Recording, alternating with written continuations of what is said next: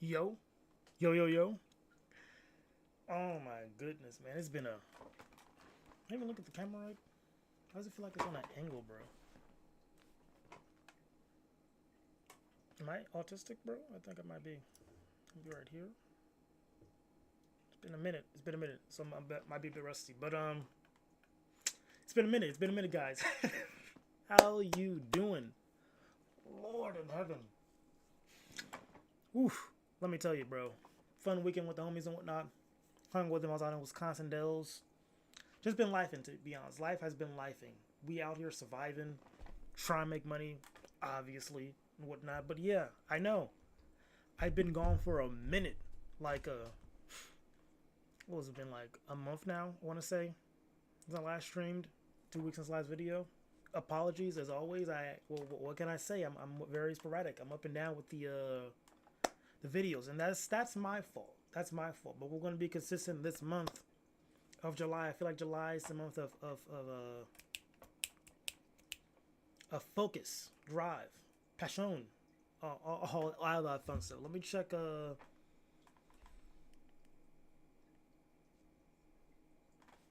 Wait a second. Oh, I tweaked. I tweaked. There we go. I thought it was the other way around. So it's preview over there. You see, I'm rusty. I'm rusty. And that's okay. That's okay. I forgot to start Twitch. My bad. My bad.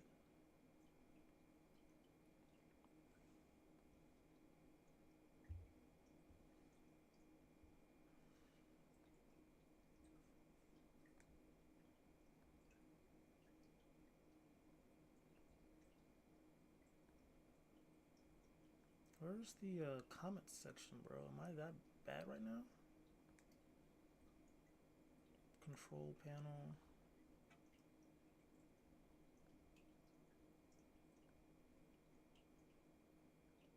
What is going on here? Hmm.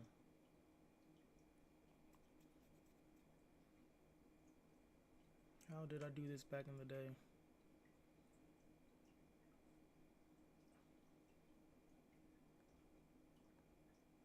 That's that. Switch account. I don't want that. I just want the comment section over here. Can Papa do that? Also, while we're here, let's check out Twitch. Let's see if she's straight.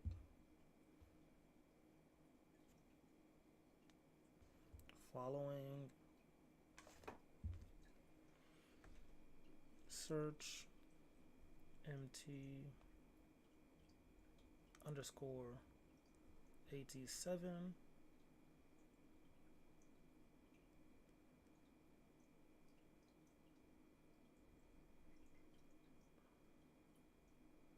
All right. Good there. So yeah, I just gotta make sure I locked in with these comments over here, switching back and forth. And that will be that. That will be that. All right. So what do you guys want to do this stream? I don't really know what I'm gonna do, to be honest. I really don't know. Did I do this right? Bro, I really need like a second stream or screen. That would be so useful right now.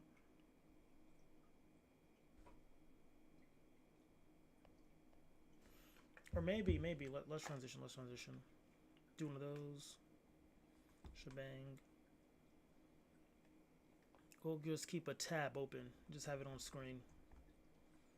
So, universe, help me. What do I want? Yeah, your channel.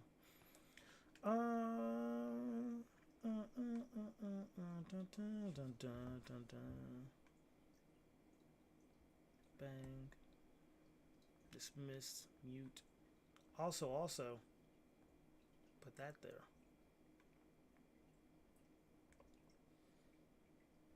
Gonna pin that. So that's good. About Twitch.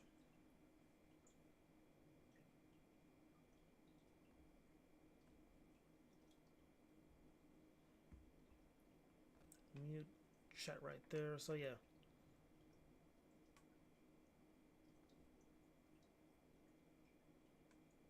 That's how I'll do that. Bango bongo. We should be straight now. Let's see.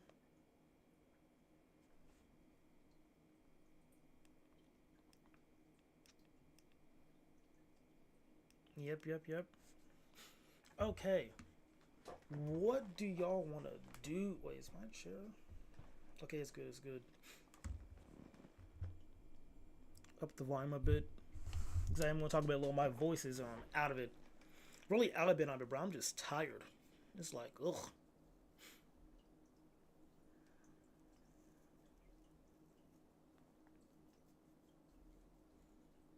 Hey, do you not? Oh, look at this. That looks. Where's my computer?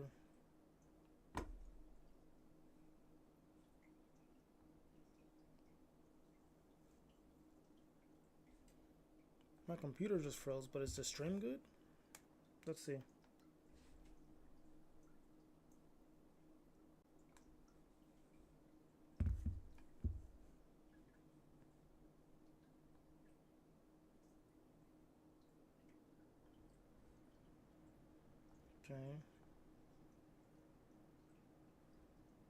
Okay, there it is.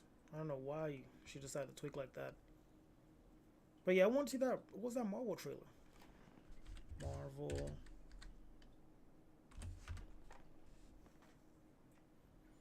It was something. Yeah, let's check this out. This looks interesting. And Ryan Coogler, look at that. Marvel's animation. Alright. I am also Silly Billy. Let's go. Wakanda is a kingdom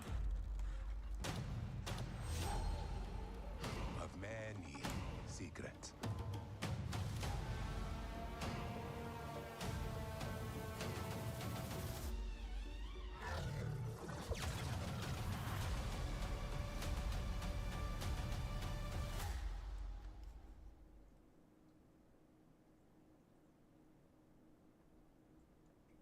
Okay, my bad. I was caught because I seen the sound was coming through for the stream for that stuff like that. Okay.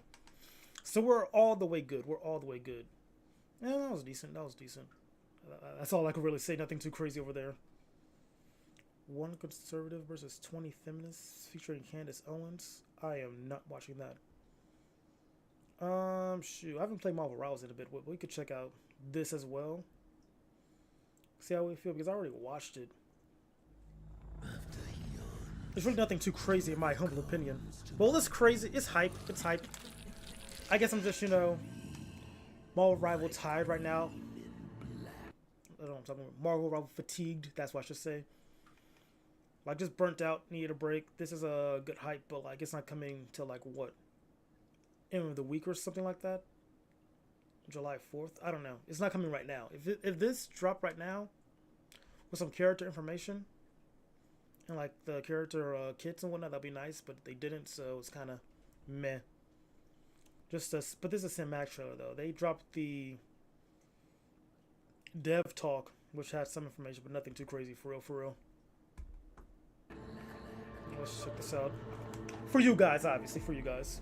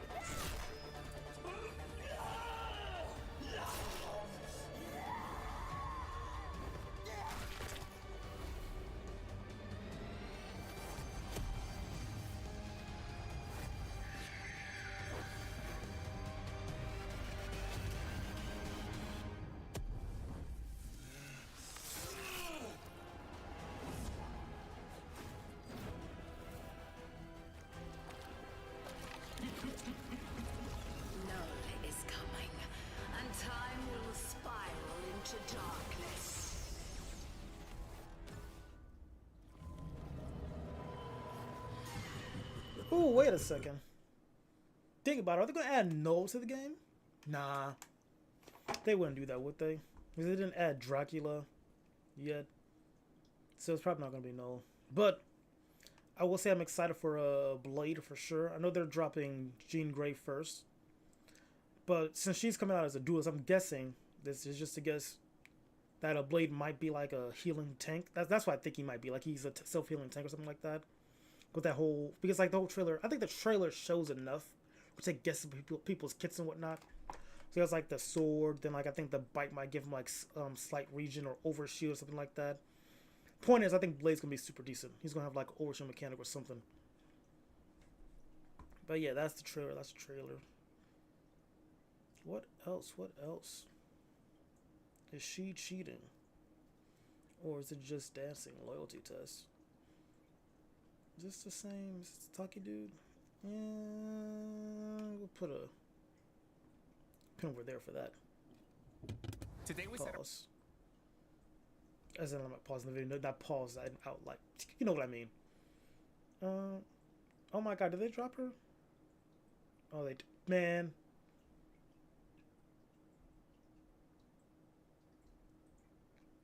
Death Battle. Oh yeah, I want to check out Death Battle. The main one was oh, this was last month too. This might be old content, but it's cool. Content is content. That's what I have to say. Content is content.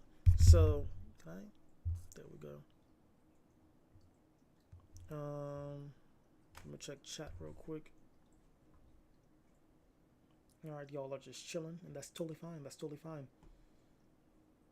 Oh, there it is. We're just gonna watch this.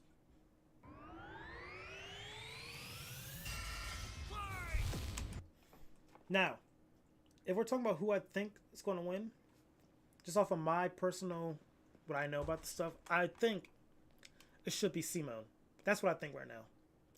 I could be wrong, but like if I'm throwing money on this, if I'm trying to gamble, I'm saying Simone. I think he got this for sure.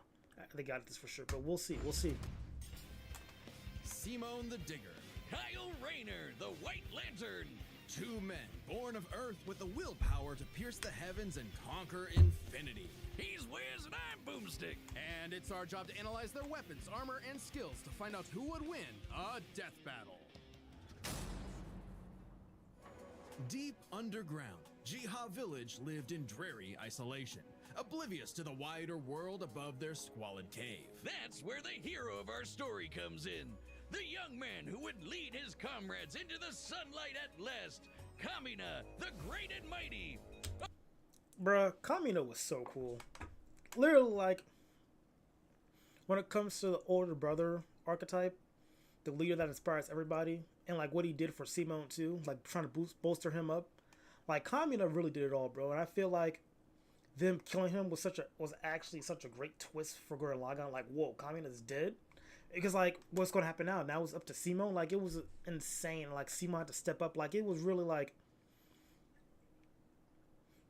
I'd say it was, like, a good character death that made the other character grow, you know? I'm trying... Because the other one I could think of, like, off Dome is probably, like, Ace death with Luffy. But I'm trying to... Which one hit more? Like, both of them hit for different reasons, you know? Like... With Ace, it was like, dang, we did all this to save this guy, to save Ace. He ends up dying, and like that was practically our guy, you know what I mean? Like that was our man's. We see through flashbacks and whatnot his struggles, and so like Ace's death hit like we lost a family member. But with this one, it felt like we were all growing together in this show. We were all getting this bond. Then to see like someone like this just, you know, straight up just die, like, wait a second, you died of all people, it made no sense. It was like an actual twist. And then, like, the whole power system be off of willpower, you know? Like, he couldn't do anything until he had to, like, lock in. Both are good. They're both, like, different sides of, what's it? Oranges and apples. They're both good fruits, but, it depends on which one you're looking for. Oh, and his little brother from another mother, Simone. He was there too, I guess. Simone was a digger, content to drill endlessly through the dirt, until the day he found the core drill. A key that activated the mysterious buried mech that Kamina named Lagann. Under his magnificently masculine leadership, Kamina finally drilled their way to freedom, seeing the sun after a life in the dark. But the sky was by no means the limit. The surface was ruled by the cruel chimeric beastmen, and Kamina would lead his compatriots against them to reclaim the Earth for humanity, scoring a second mech in the process, aptly named Gurren. And as befits Kamina and Simon's unbreakable brotherly bond, Gurren and Lagan merged, creating Gurren Lagan. With Peak. Yep. This show was so peak, man. I'm sorry. Like this is like one of the first few animes I watched, like back in the early 2000s for sure, with my brother. Like when Netflix was first becoming a big thing with anime and whatnot. Like it was Gurren Lagann, Death Note, Kill la Kill, Samurai Kings, and Code Geass. It was like all that area that was all on Netflix. I mean, obviously it was like the big three, but like just for new animes just searching, this was one of the ones for sure. Like one of my first few, and it was just so good. Kamina piloting the body and Simon the head, these two were unstoppable. Of all the giant fighting robots in all the animes across history, Gurren Lagann might just be the absolute coolest, fueled by its pilot's willpower and capable of making any weapon they can imagine. Including missiles, a jetpack, a sunglasses boomerang, and of course... Drills! Wrist-mounted drills, kunai drills, shield drills, kamehameha drills, and everyone's favorite, the Giga Drill Bureku! Side note, it is so funny that the only thing they could think of was drills. That's like if I made booze or something, my whole personality. What up? With Gurren Lagann's awesome power, Kamina laid waste to enemy forces, liberated human villages, and fomented a rebellion against the Beastmen King, Lord Genome. Until Kamina died. Oh, wait, shit, was that supposed to happen? Nope, and it was Exactly what I was saying. Simon's fault. He let his willpower waver, and his soul brother paid the price. After all, he was just a humble digger, at home in the darkness, guided solely by the light of Kamina's spirit. So his big bro left him with these final words. Have faith in the Simon who believes in you.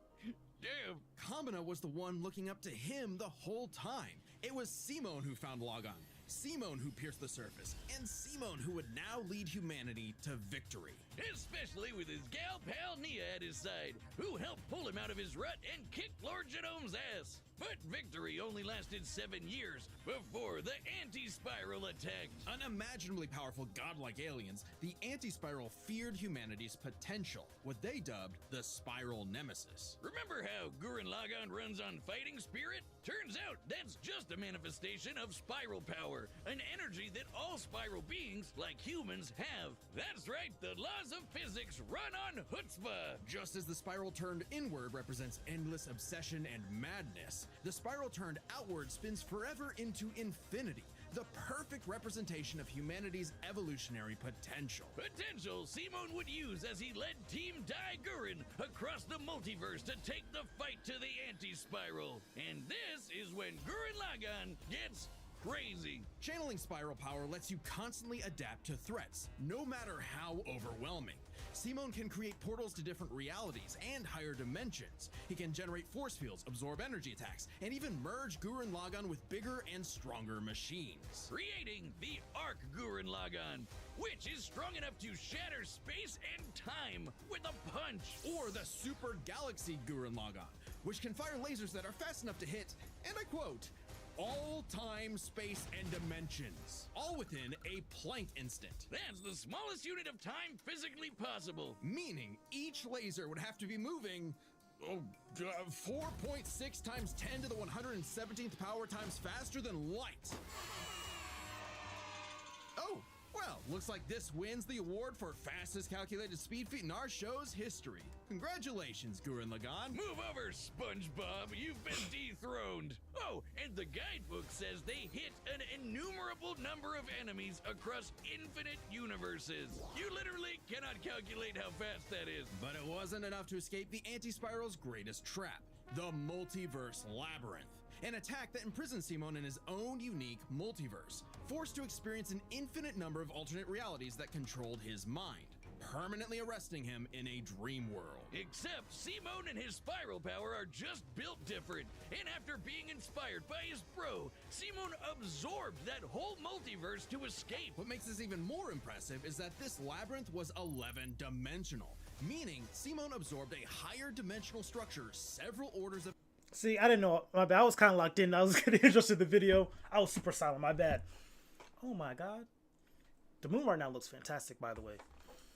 But geez, I didn't know they were actually that insane. Like got all these calculations and whatnot. I didn't know Gurren Lagann was that powerful. You feel me? Jesus Christ, man, oh man. Again, this is why it's like a peak show. My bad. I was checking the chat.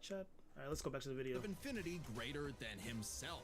The jump between dimensions is basically infinite. Each new dimension adds a new direction of space that extends infinitely, thus an infinite gap in size and scope. What? Oh, we're just getting started.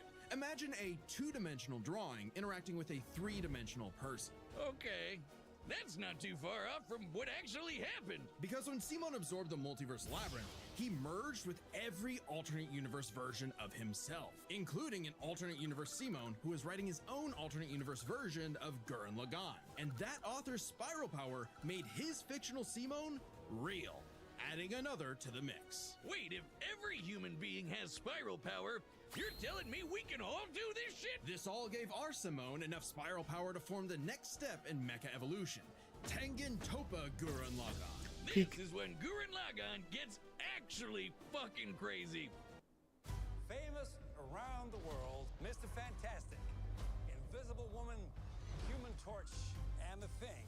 Let's eat. Hey, what time is it? It's dinner time. Get inside. The four of us will face the danger. As a family. Bro, this movie's gonna be so good. No, Johnny.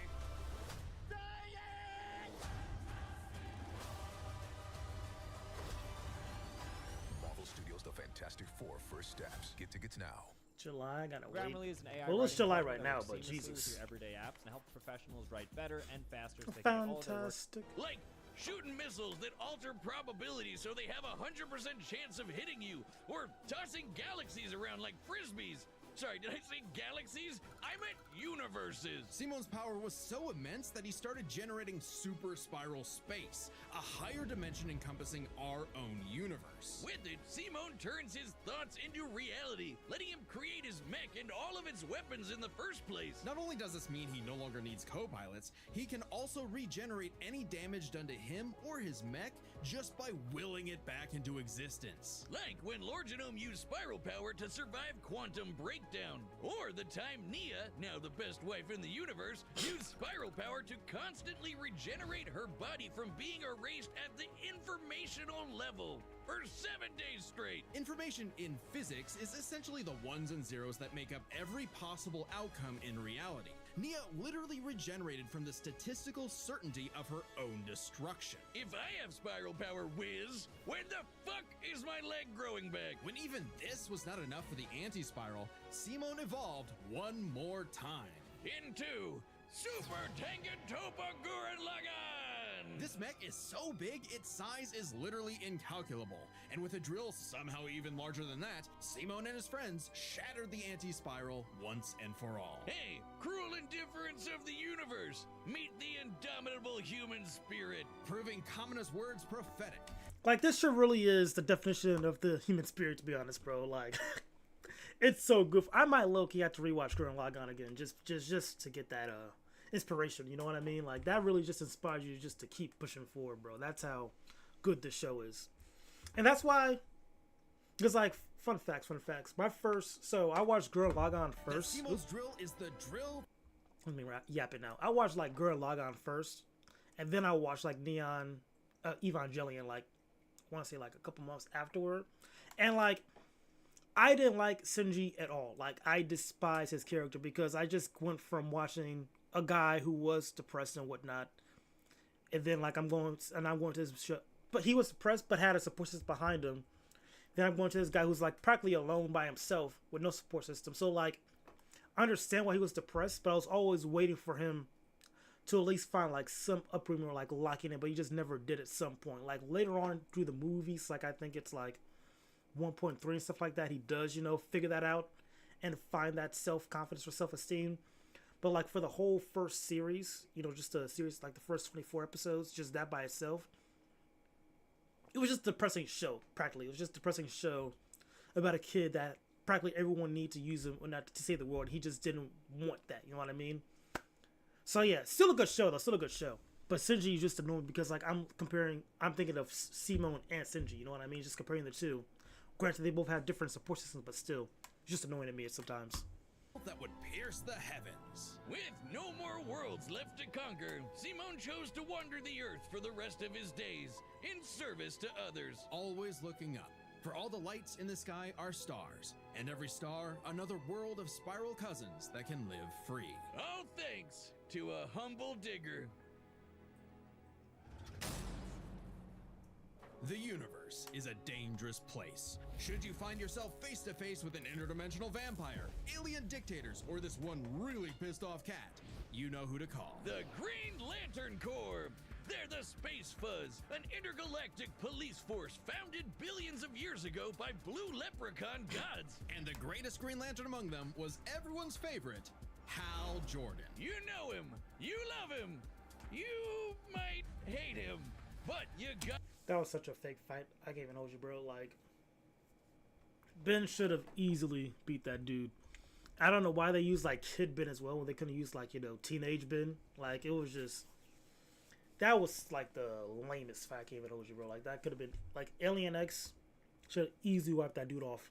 Gotta respect the man with a will as unbreakable as Hal's. Until the day his will broke. After his hometown got completely obliterated, Hal lost his mind. He rampaged through the core, killing everyone in his path, and absorbed the central power battery, the literal Green Lantern. Becoming the Emerald Tyrant, Parallax. There was only one survivor of Parallax's killing spree, Ganthet. And with what remained of his strength, he gave the last Green Lantern ring in the universe to a human, Kyle Rayner. So, was Kyle picked for his indomitable willpower like Hal was? He was just there. He had no idea what was going on. Must feel good being given the most dangerous magical weapon in existence to figure out on your own. Hey, if Colonel Sanders, Daffy Duck, Space Wheat, and a sentient fox can master it, what's your excuse, Kyle? The Green Lantern ring can do anything, fulfilling any wish its user desires as though it were a genie from a lamp. It lets you fire energy blasts, create force fields, affect gravity, turn invisible and intangible, manipulate matter, time travel, warp reality, and erase things from existence. Think we're exaggerating? Well, consider the time Kyle stretched the very So, this is like my only gripe with Death Battle, just the only one. Is this that they do a conglomerate of like everything. Like every single comment, every single small thing, and all of time and existence, they use that. You know what I mean? I feel like that just a bit too powerful because that's like, I want to say what, 50 plus years of Green Lantern stuff you could just take from everything and not like a single issue. Because like some comics might contradict a comic from like 30 years ago. It's like Green Lanterns now aren't doing all that stuff. You know what I mean? Some Green Lanterns kind of are. It's just, it's kind of unfair and kind of broken. Like I feel like with Death Battle, they should at least pick maybe 1 or 2 comic runs and just stick to those for their information instead of using like every single thing in existence. Because at that point, they're going to have like some silly feats like, oh, we also did this a while ago. But like in modern comics, that character hasn't done that at all since. You feel me? Only issue with Death Battle is that. Besides that, it's still somewhat enjoyable. Fabric of space to increase the Planck length a billion times over.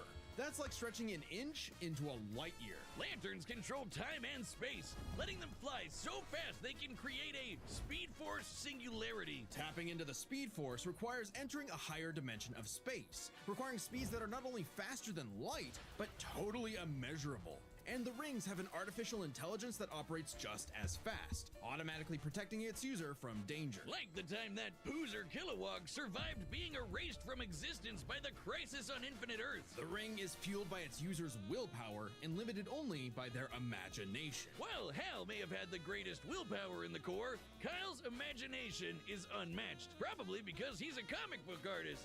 And we know from this show, they think of some wild shit. But the Green Lantern's most recognizable ability is their constructs, Kyle's speciality. Samurai armor, pirate ships, giant dragons, actual working home computers, and his favorite, super fighting robots. Hey, that one looks familiar. Kyle can make them strong enough to lift the Spectre, who weighs as much as eternity. Or hold back a 12.3 dimensional Big Bang. Wait, 0.3? DC's multiverse has 12.3 dimensions? That is the stupidest thing I've ever heard. The ring's only downside is that it's limited to 24 hours before needing a recharge. So it can blow up universes, but it has the battery of an iPhone. Never mind, that's the stupidest thing I've ever heard. Although I'd say Kyle's biggest weakness was Kyle. With great power came no responsibility. Perhaps a manifestation of Kyle's self-doubt. Any reflection came too late, though, when one of Kyle's villains brutally murdered his girlfriend, Alex, and put her body in a fridge. Jesus. Kyle wasn't the only one traumatized. This moment was so infamous, it started the trope called fridging. For how female characters are often sacrificed as mere plot devices to further a male character's development. So it might surprise you that it happened to Kyle again. Kyle finally got serious. He became a prominent member of the Justice League, faced off against Hal, and even rebuilt the Green Lantern Corps better than ever. But little did he know, this torchbearer's greatest journey had only just begun. In order to save Ganthet from an emotional lobotomy, it's a long story, he had to master all the colors of the emotional electromagnetic spectrum. There are 7 colors, each representing a different emotion. The yellow light of fear lets Kyle manipulate the worst horrors in your mind. The more scared you are of him, the stronger he becomes. Orange light is fueled by bottomless avarice, possessing Kyle to absorb not merely his enemies' attacks, but also their souls. Red is rage, ripping out Kyle's heart and replacing his blood with napalm, which sounds like it sucks, but it's metal as hell. Blue light is powered by hope and allows Kyle to heal wounds, resist mental domination, and supercharge his ring. Indigo is compassion, reducing his opponent's will to fight and letting him open portals across space, connecting him to others. The final one was the sapphire light of love. With it, he can trap enemies within crystal matrices and control their minds. But Kyle only mastered it by forgiving himself for Alex's tragic death. Oh, self-love. I get it. Must be nice. And with their powers combined, he doesn't just make his enemies taste the rainbow. The lights of the spectrum merged, and Kyle became a White Lantern. Insane commercial time right there. Block. Thank you, thank you. With total control over the power of life. Wiz, I cannot think of an attack more useless in a death battle than something that makes you live. Empowered by the physical embodiment of all life in the DC multiverse, Kyle is vastly more powerful than any other lantern in existence. Far stronger than Hal, who could harness the energy of every power battery across the multiverse. Not only can Kyle instantly heal all wounds, purify corruption, and resurrect the dead, the white light of life is strong enough to go up against threats to all of creation, like the Anti-Monitor. Okay, so it's not totally useless. Especially after Kyle visited the Source and acquired the life equation. Essentially the source code to reality, the life equation is mathematical proof that life is worth living. With it, Kyle can alter all of reality at a whim, even threatening the new gods like Darkseid. The life equation, like its counterpart, the anti-life equation, is a conceptual artifact from a higher reality, originating in a platonic realm that is, in a sense, more real than we are. So it's not a shock that the equation made Kyle too powerful. He struggled to control it, and it subconsciously manifested a being composed of his fears and anxieties. Oblivion. Kyle's greatest weakness was still himself. Kyle spent his whole life struggling with the power that the gods granted him, and throughout it all, he always rose to the occasion, carrying the universe on his back. But ultimately, the only way to stop power from corrupting is to spread it. So Kyle split the life equation into pieces to found his second core, the White Lanterns. And together, they shattered Oblivion, destroying the self-doubt that plagued Kyle once and for all. Not bad for a comic book geek from LA. And now he was the one giving out rings of unlimited power to people who weren't sure if they could command it. So he told them the truth. You can't teach someone how to use such power. You have to look at their command. There's no end to their journey, only endless beginnings.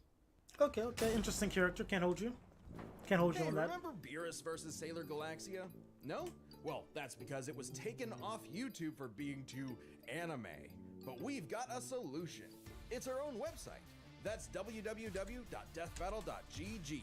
It's like our own private Patreon. Deathbattle. It's time There for we go. a death battle! All right, let's see what this is about.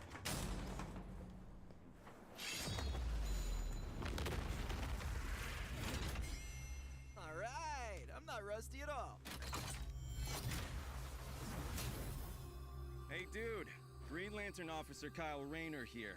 Ring says you've got a Class A galactic super weapon, whatever that is. I'm thinking it's the giant mech.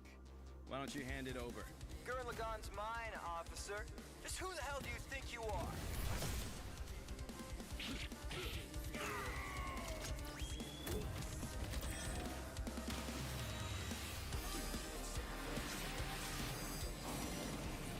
I'm told I'm bad with authority.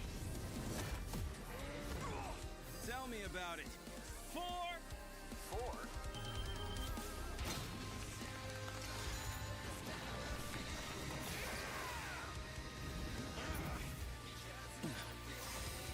That's nothing! My drill will pierce the heavens!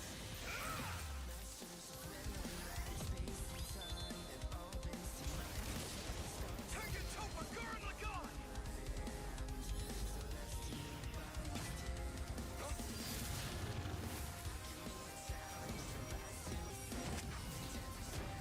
That's really cool. I'm a lantern. We do the impossible. See the invisible. Touch the untouchable. Break the unbreakable. If you ain't know, Now you know.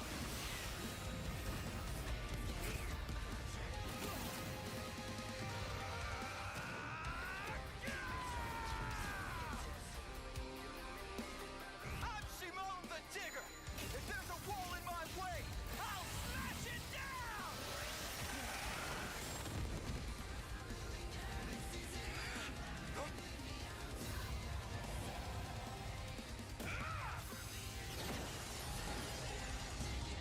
stop fighting. Think about your fear of death, your love of your friends, your compassion for me, your hope for the future. Choose life. Have faith in the Simone that believes in you.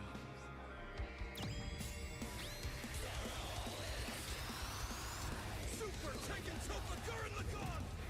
My drill is the drill that will transcend the heavens! Giga Drill Break!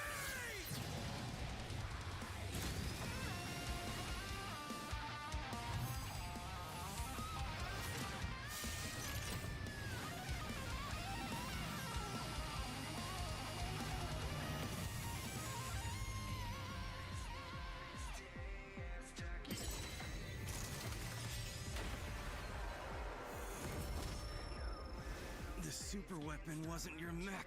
It was me. Then, Simone, I'm taking you in brightest day, in blackest night. No evil shall escape my sight. Let those who worship evil's might beware my power. Green Lantern fly!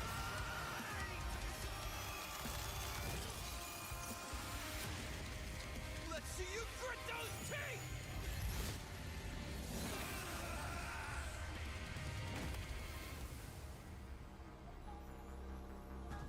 You'd make a good lantern.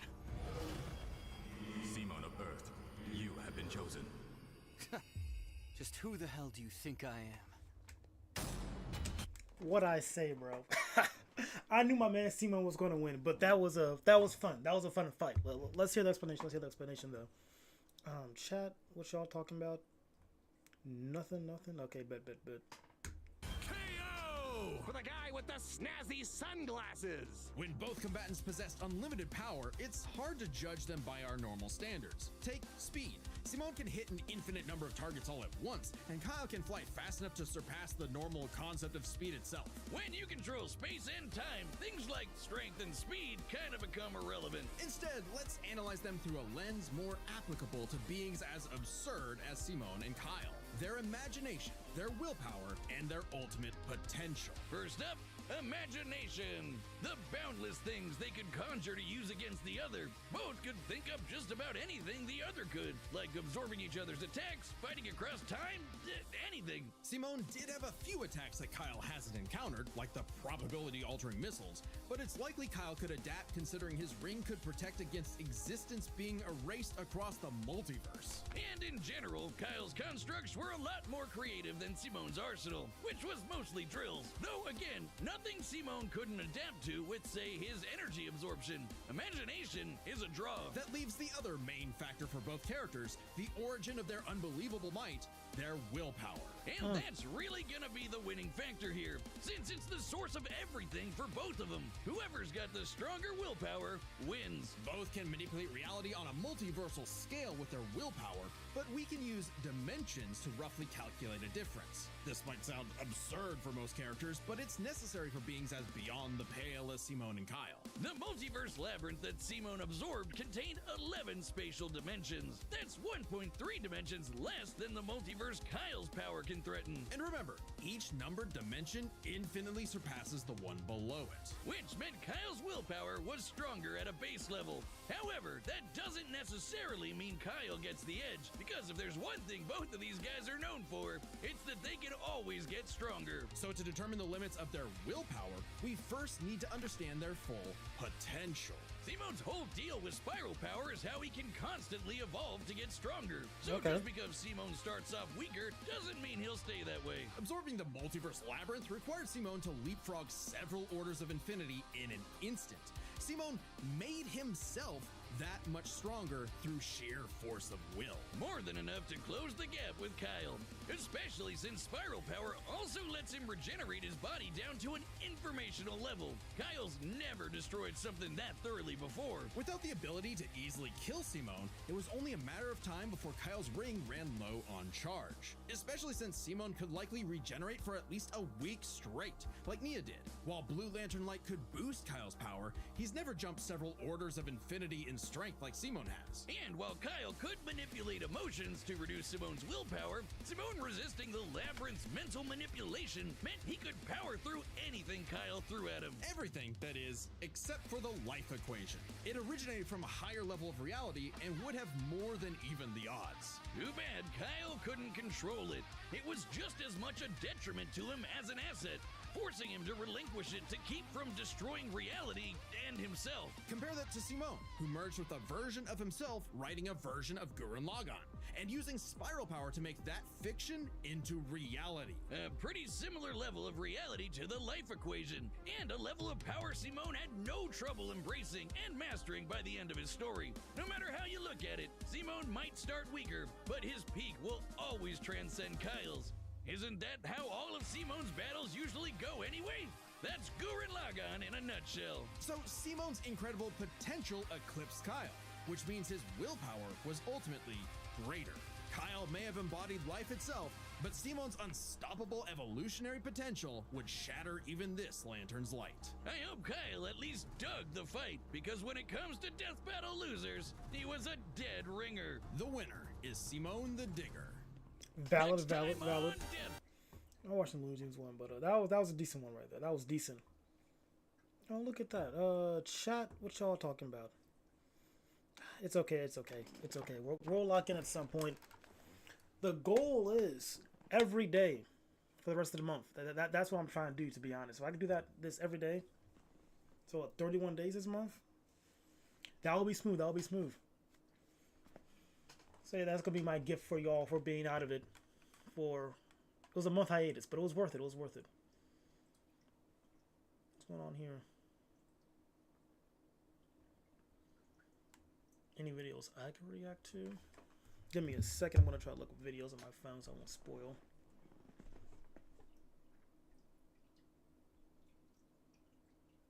Oh, one was a Black Grand National.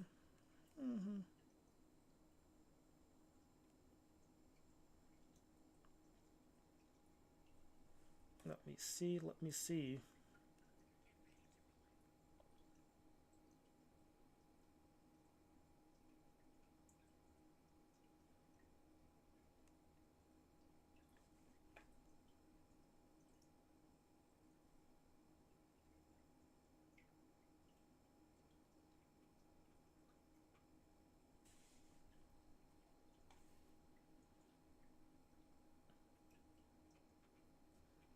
I'm gonna check if I have something on Discord, maybe.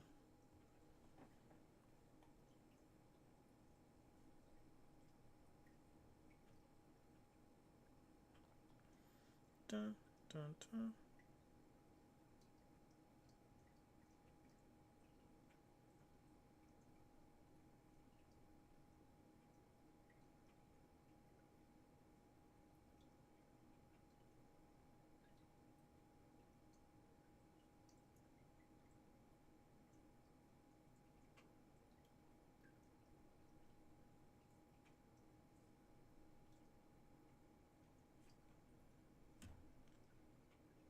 That's not interesting. I wish I could like hook my phone up to the TV, or not the TV, the stream. That would be fresh. What's this right here? What's this side? Okay. I think I found something for us. I think. But let's check this shit out. What am I doing? Help me. Library. My stream.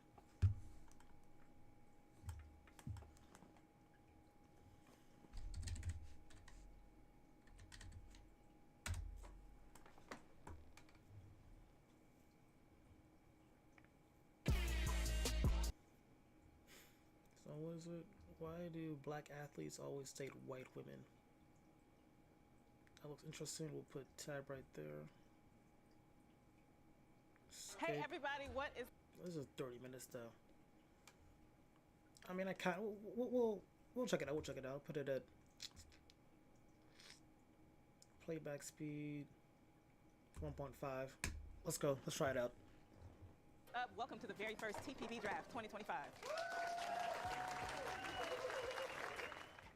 I'm your host, Lene Vanie, and with the NBA draft looming, I figured now's a good time as any to ask, why do all these black athletes end up with white women? It's a question that has community-wide implications, with interracial dating serving as the crux of these huge, waste-of-time gender wars online. Well, somebody's got to have the conversation. In today's episode, we will explore all sides of this debate, and even widen the scope, because as we know, it is not just a sports war phenomenon. So get ready to lock in with the Dream Team right here today on The People's Brief. These starting players and I are tackling a big one, and I have the pleasure of introducing our first-round draft picks for tonight's conversation. Pick number 1 is no stranger to the sports world. A former collegiate D1 basketball star herself, turned storied sports journalist and TV producer for Essence's Black Women in Sports. She's the one and only Cherie Nicole. Pick number 2, certainly ain't nobody to play with. Ready to go toe-to-toe on any topic on his famed and notorious Grits and Eds podcast. Let's get ready to shake the table with he who shall hold him accountable, Deontay Kyle. And last but certainly never least, the last pick don't need no introduction because it's me. Multi-hyphenate talent and your most gracious and humble host, you know, it's your girl, Lene Vanie. Yeah. So let's get into it. Without further ado, your TPB Draft 2025. Okay. That was good. Yeah. If you or a loved one were sexually abused at these Illinois youth facilities... Jesus, that is dark. Now, this is the TPB draft, but the conversation can't be all about the men, because after all, the draft night is a big night for the women involved too. The coaches are looking for their best shooter, and so are we. Let me set the scene. Since there has been a fine 6-foot-something man willing to shoot, dribble, pass, steal, or kick a ball, there's always been a line of women behind him ready to cash that check. Yeah. And I mean cash as in cash in on their love for that man. But what we've seen over the years is that these successful black athletes have a certain affinity for blonde hair and blue eyes that we often criticize for various understandable reasons. However, and I won't say I'm going to play devil's advocate because the enemy can't get a damn thing from me. But I will say that there are some nuances that might add some context to the conversation around successful black athletes dating white women. With that being said, welcome to our own draft, ladies. The 2025 BEG draft. That's right, the Blue-Eyed Girlfriend draft. Consisting of generic black athlete and all the women fighting to become his blue-eyed girlfriend. And though not blue-eyed themselves, black women actually participate in this draft as well, whether they know it or not. So let's break down some of the factors that lead our future sports stars right on into their Caucasian happily ever after. So here we have them, ladies. Bright-eyed and bushy-tailed, coming in all color shapes and sizes. If I'm being honest, there's like a couple of factors to it. The main one everyone usually goes to, and like, I'll say it's like, maybe 60-50, maybe might be a coin flip, is self-hatred. Usually like the easiest go-to. Like the easiest go-to is you don't like black people, you don't like yourself. That's why you're dating, white women, because you can't go out with a black woman. Whether it be like, there's always different excuses. Like some excuses are like, oh, I can't date black women because my mom's black, and like I just can't see a black woman naked because I'm gonna think of my mom. Weird shit like that, you know what I mean? And people who just don't like black people saying, oh, they're ratchet, ghetto, all that weird stuff, you know what I mean? So it's just the self-hating blacks, whatever storyline you could think of, that's usually the first outlet of why they would date the white woman. That's usually number 1. Number 2 is just what's what we're looking for? Availability. So let's just say in the environment you're in. That usually that's a better way to say it. The environment you're in. I like that. Depending on the school you go to, there's probably gonna be more white women than black women. And if there are black women, they're probably either taken by someone else. So at that point, like, okay, there's no one else to really date. I guess I could date this white woman. That's usually it. You know what I mean? Especially if you want to add like certain standards to, like, I want my girl to have like education, no kids, good family values and whatnot. All these can be found in black women too, by the way. But 9 times out of 10, these black women are usually taken. They're usually taken, wifed up, not wifed up, you know, put a ring on, some put a ring on something like that. Some put a baby in her. She's taken. Like black women like these with this higher standard, had to have education or whatnot, no kids, ring on finger, hits all the check marks. They're usually taken fast. Those are like a hot commodity. You know what I mean? So at that point, being a black man, you're like, okay, I can't find a black woman that meet these standards, but there's abundance of white women who kind of meet these standards too. So that's like another thing. I think it's like a third option. If you think of it. It's kind of those two, just like availability and whatnot. And just your environment, to be honest.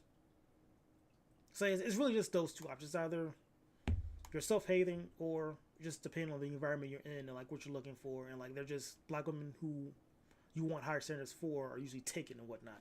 That's usually it like that. If you're just keeping it bare bones, making it like a either or choice, is either don't like yourself, you can't find the black women because they're taken. That's kind of it. Or say I don't like to use this word, but higher value women, because we're just assuming everyone is at their peak right now.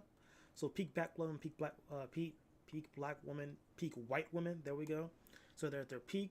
So you're looking for a wifey right now. You want your wife to have an education, be with you, your support, no stress, all that stuff. Black women like that are always taken 9 times out of 10. It's kind of hard to find them because they're just already off the market.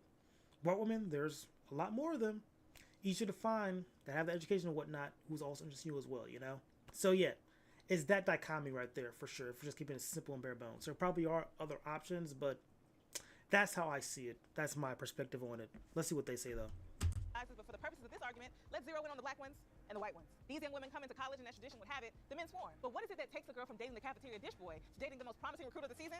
Let's find out. First of all, black women are the most educated racial gender group in terms of college degree attainment. They hold a larger share of bachelor's degrees, master's degrees, and doctorates than any other race gender group in the United States. So as one would have it, when they get to college, it's clear that they mean business. Therefore, school choice within itself can be a deterrent from the start. That D1 university may have the coin, but doesn't have the degree program they're looking for. Are they giving out scholarships for their field of study? Then premier HBCUs, on the other hand, got a reputation, high academic standards, legacy, cultural values, acceleration programs geared for black women, and not to mention a little something nice to look at on campus that's probably on the same type of time as you. Wait, HBCUs have sports programs too? Are they good ones? I didn't think so. The black men at HBCUs are far more likely to be focused on academics and careers outside of the sports industry. So moving on. Whatever the case is, the choice to stick to their skin folk already knocks a few black women off the board. On the other hand, you have our prospective NBA draft pick, who, if he's an NBA draft pick, likely chose this life a long time ago. Because ball is life. He's tall, dark, and handsome. And unlike the black women in the first bracket, that D1 university has everything that he needs. By his junior year of high school, his coach was already breeding him to be the top player at his state school. So while he may miss out on the swag surfing and pretending to know all the words to dreams and nightmares at some random block party on the quad on a Wednesday night, he sleeps good, knowing those checks are always going to clear. Next up for my ladies still in the running, there's the question of what exactly everybody came to college for. Yes, everyone is ultimately here for an education, please. But to make it to the top of the BEG draft, you have to be focused on your man too. According to TikTok, many young white women are groomed to prioritize getting that ring before spring when they go to school. On the other hand, some of the black women left have bigger fish to fry due to several socioeconomic factors, due to, well, racism. They're at college for upward mobility, to carry grandma and bills on their back when they get out. A man would be nice, but a check would be better. So that knocks a few black women off the board as well. Meanwhile, I see our star athlete is cruising right along because for him, he's already accepted the fact that he's going to be carrying his family on his back. He was conditioned into that mindset long ago, except for he's a man, so that's okay. So unlike the black women who may be stressed and fresh trying to make a bag and bring it back home, he's been getting called the man nonstop since he even got recruited. So yeah, he hasn't even noticed the black girls dropping out of his dating pool. But that might not even matter for the black girls that we have left, because now that you've even made it into the same dating pool as him, you now have to be prepared for what it's like to date an athlete. Because while the black girl's trying to play for his heart like Sinai, he might just be trying to play them for their services. He has away games. He's sore. He needs help with homework and the class he's only been to once this semester. Why? Because basketball comes first, and he needs a woman who is willing to take care of all of that for his sake. Now you just heard me say that the black women left are there for better opportunities in the future. How can they focus on being a fairy god girlfriend if they have their own lives to focus on as well? And it's not just about focus, it's also about proximity. What are these women doing outside of class? What are they into? Likely diving into those extracurriculars that are going to propel them forward in their respective goals. SGA, honor society, intern programs, maybe even a dual degree program. Sororities even. But we all know that that process and the priorities for black sororities are a whole lot different than the white ones. And the networks from the black ones have much farther and weightier reach in the professional world. Well, I guess I wouldn't know. I'm a GDI. But what I do know is that it takes a whole lot of those black ladies' time, sometimes a whole semester. Meanwhile, Lily and Emily done found a home for their extra time as team managers and interning with the sports massage therapists and are now on the road with the team. And this isn't to say that white women don't potentially face the same obstacles as black women, but things work a little differently when society doesn't require you to grow up at a much faster rate than the other kids your age. And when you're not sitting on a trust fund or any measure of accumulated wealth. But I digress. The point is, we see who's made it to the end of the BEG season 2025 draft. And of course, for better or for worse, our star athlete was always destined to be waiting for her at the top. So our guy has chosen to take his girlfriend and her blue eyes into sports stardom. They fell in love, and she just happened to be white.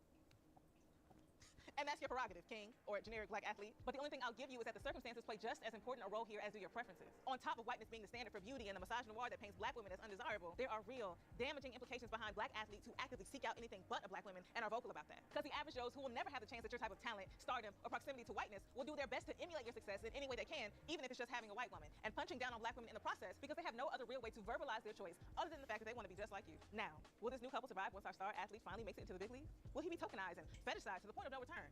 Will he use his proximity to whiteness to try to get him out of trouble over and over again when the police come knocking? Who knows? I mean, we absolutely do know, but for the sake of the bit, who knows? Nevertheless, until next year, this has been our 2025 BEG draft. My name is Lene Beni, and don't you move because we've got more after this break. Valid points, you know. Not kind of what I said, but like I get what she is saying again. Because like that whole situation was just again proximity and whatnot, like what's around you. Like she kind of went down the perspective of the black woman's going to focus more on her education than look for a relationship, while the white woman's going to, you know, kind of focus on the relationship or build up to that, you know, setting herself up to get the relationship later on, you know. So again, just proximity, like what's available. I gotta close these blinds real quick. I don't want people looking at me, freaking perverts. What was I saying? So again, just proximity and what's going on, to be honest. Chat, beautiful. This might be a bit easier. I need a second screen so bad, bro. Jesus. It's doing that as annoying. One-day service. AI makes solving tickets. Block. Thank you. The audacity. Another just rant, I guess. It annoys me how YouTube is just so against ad block. And like when you use ad block too, everything just starts to lag super hard. It's just so diabolical. Thank you so much for coming to the show. Absolutely. It's I'm evil. so excited to sit here with you two specifically to have this conversation, because this conversation can go in so many ways. So before we get started, just like give me a lay of the land. I guess maybe not what's your introduction, but what's your experience with the conversation about black athletes ending up with white women or black men who prefer white women at large? I would honestly say mine is frustration. Okay. Because I think the conversation needs to go in a different direction. Okay. I think we're lacking the communicative skills to be able to even have a conversation that's edifying, that gets us to the other side of being frustrated. It is something that's a real thing, and I can acknowledge that. But even as a black woman, a former athlete that went to a PWI, a single black woman, you know, I have my feelings. Like I love black men, I prefer them as well. So it's almost like sometimes I feel like, man, they got another one of them. But at the same time, it's like, you know, love is love, and there's so much. This is a convoluted issue. So for me, I'm just excited to dive in it with you guys, and hopefully people that watch will understand, like, it's not just as black and white, no pun intended, as it may come across. And before we get to talking about more about preference and I guess what we find appealing or attractive, I want to speak a little bit to what you said about these people don't really understand me and I don't understand them. I think for me specifically, when I think about my choice and who I want to end up with, I want to be with somebody I don't got to explain nothing. Yeah, I tell you. And unfortunately, no offense, Deontay, I'm gonna have to explain certain things to a man. Because some things you're not gonna get. But a white one, for me, absolutely not. Yeah, because it's two factors now. It's like also too. It's like I remember I was talking to this white girl one time. Cause she had like red hair. I thought that was like, I was like, whoa, like you feel me? Like, this is crazy, you feel me? But it's like, I had brought her to my neighborhood, and like the way we was talking and communicating, she was like, what does this mean? What does it mean? I was like, this is getting annoying. Like I'm not trying to translate. Just kick it, like shut up. You know what I'm saying? But like, you know what I'm saying? Like, cause I'm thinking, but this how you think? Cause it's like you watch this and it's like yo, Shawty got red hair. Like, you see what I'm doing out here? Like, but the translation part, it was just like, oh, I really don't get these people. And then when I went to her house, it was like, how are you? It's like, what you weren't expecting me? But nah, they wasn't expecting me. So it's like, that thing is another issue when it comes to interracial dating. It's just like the cultural divide, I would just say like that. Sometimes, you know, when you're dating outside your race, you're not going to always understand your culture. You could try to, you know, teach them and, you know, is indoctrinate the right word? Indoctrinate. Is this the right?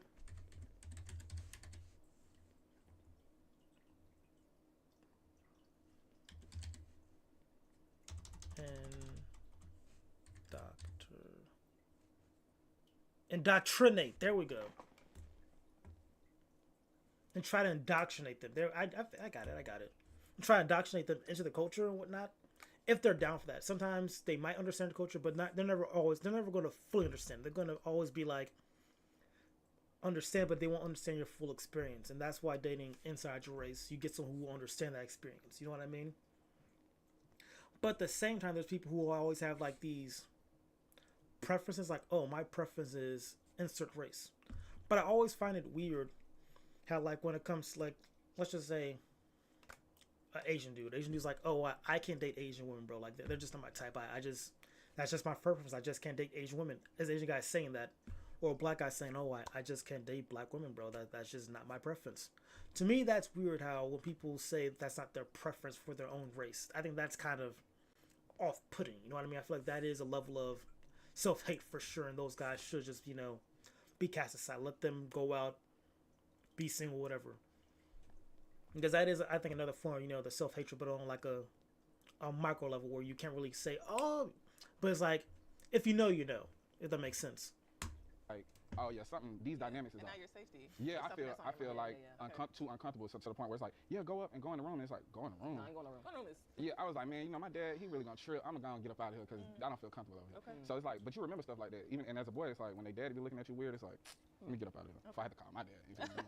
We don't want your dad to show Oh up. God. Okay, and what about you, Sheree? This is a tough one, guys, because Lene, I'm with you on that. Okay. As a black woman, I don't believe wholeheartedly that any man other than a black man can truly connect with me in the way that you described. Right. Yeah. On the other side of that, I have to also own the fact that there are frustrations that I have with a sect of black men in this generation when it comes to partnering, when it comes to potentially being a husband or even a viable boyfriend. That has now put me in a position where, even though I really don't want to be open to dating men outside my race, I don't want to do it. Let me be very clear. It's not what I want. That makes sense. But it's something that at almost 39 years old, still desiring a family in that life, I may have to be open to. Yeah. So I haven't had any experiences necessarily with being in the proximity that you mentioned with white males when it comes to dating. Now I will say, she's 39. Is she talking to some like I'm not trying to be rude. I swear. But like I'm like, at 39, I feel like now is for sure time. Like, well, what's going on here? Like you're not finding anybody at all. Like that's kind of what's the average? Because I'm 25. I'm not looking for marriage right now, but like around like mid 30s, I think that's probably around the time like your life is kind of set up at least a little bit. Mid 30s, and at that point you're looking forward to settle down. But 40 and still single, bro, I think I won't say that might be a you thing, but what's going on with that? I feel like you need to lock in just a little bit. Just a little bit. Oh, wait, can I link my YouTube to the thing? Bang. Yeah, check this out, chat. Copy. Bang, pause. Come over here. Paste. Enter. And I pin this bad boy. Bam. Y'all saw that live right there. Behind the scene features. Growing up, my cousin used to always tease me that I would end up with a white man, and it would make me so mad. It would really upset me. Like, why would you say that? Like, am I not good enough to be with a black man? But that, outside of that comment, no.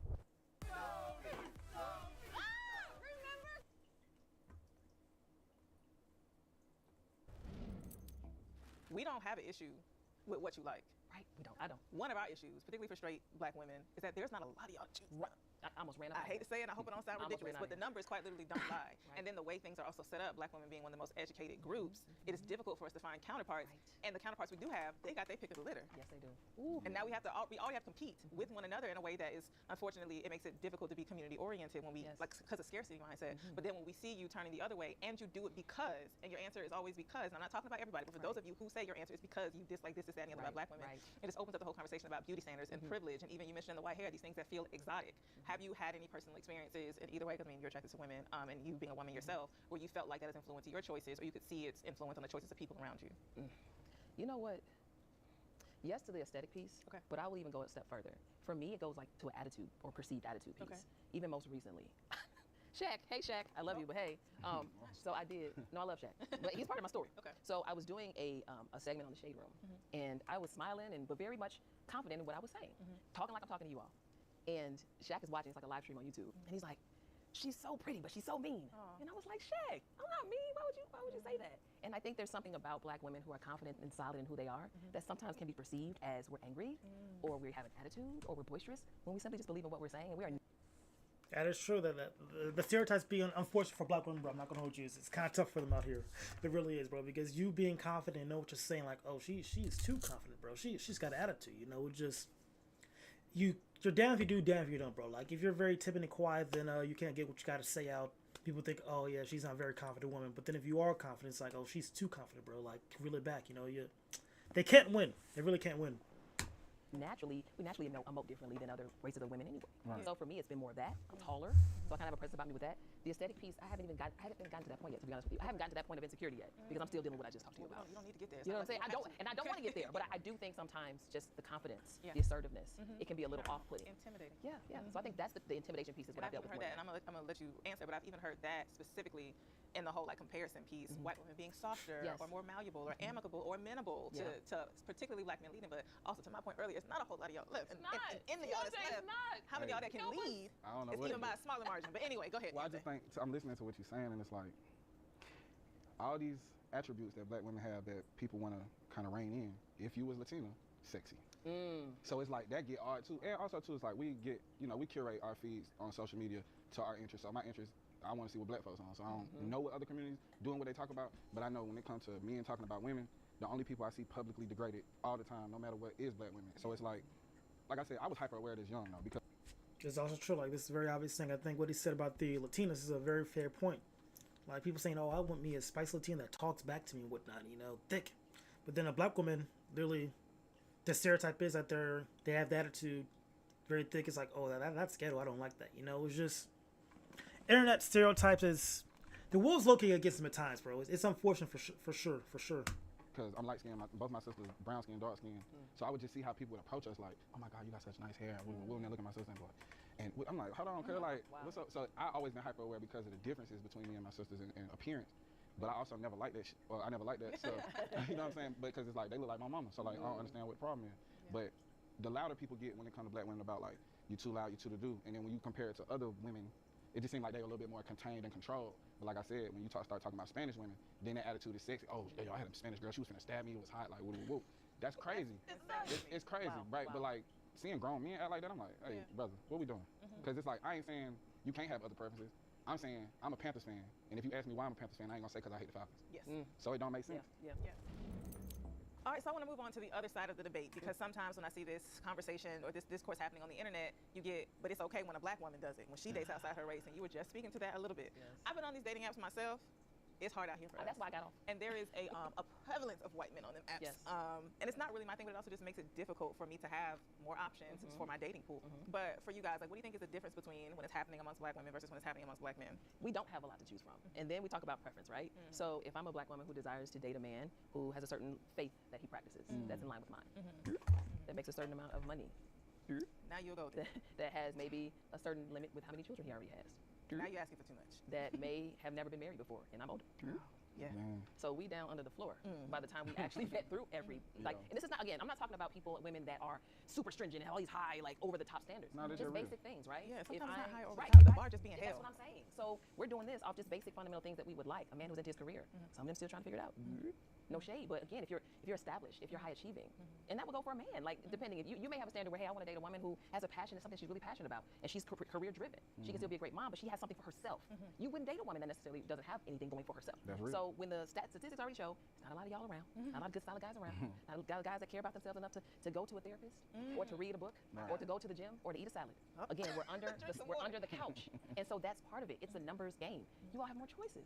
It just is what it is. I think also too that like, even if I am on the same like economic status as you, my options is different. I might want to go play that field. Like, it's like I don't work that hard.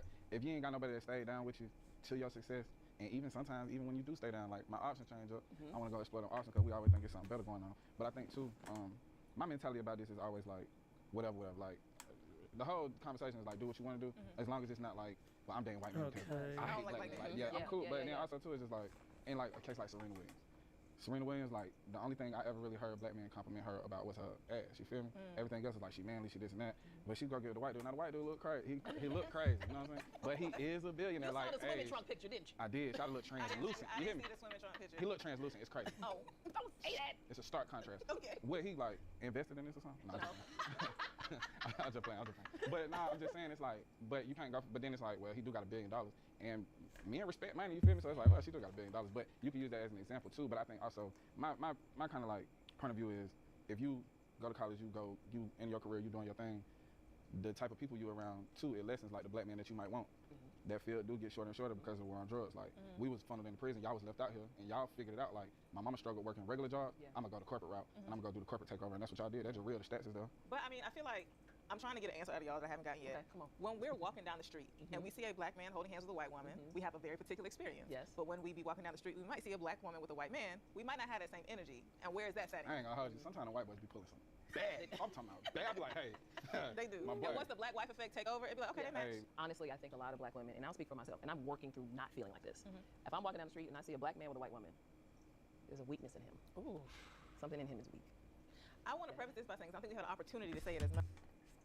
I'm trying to think about that.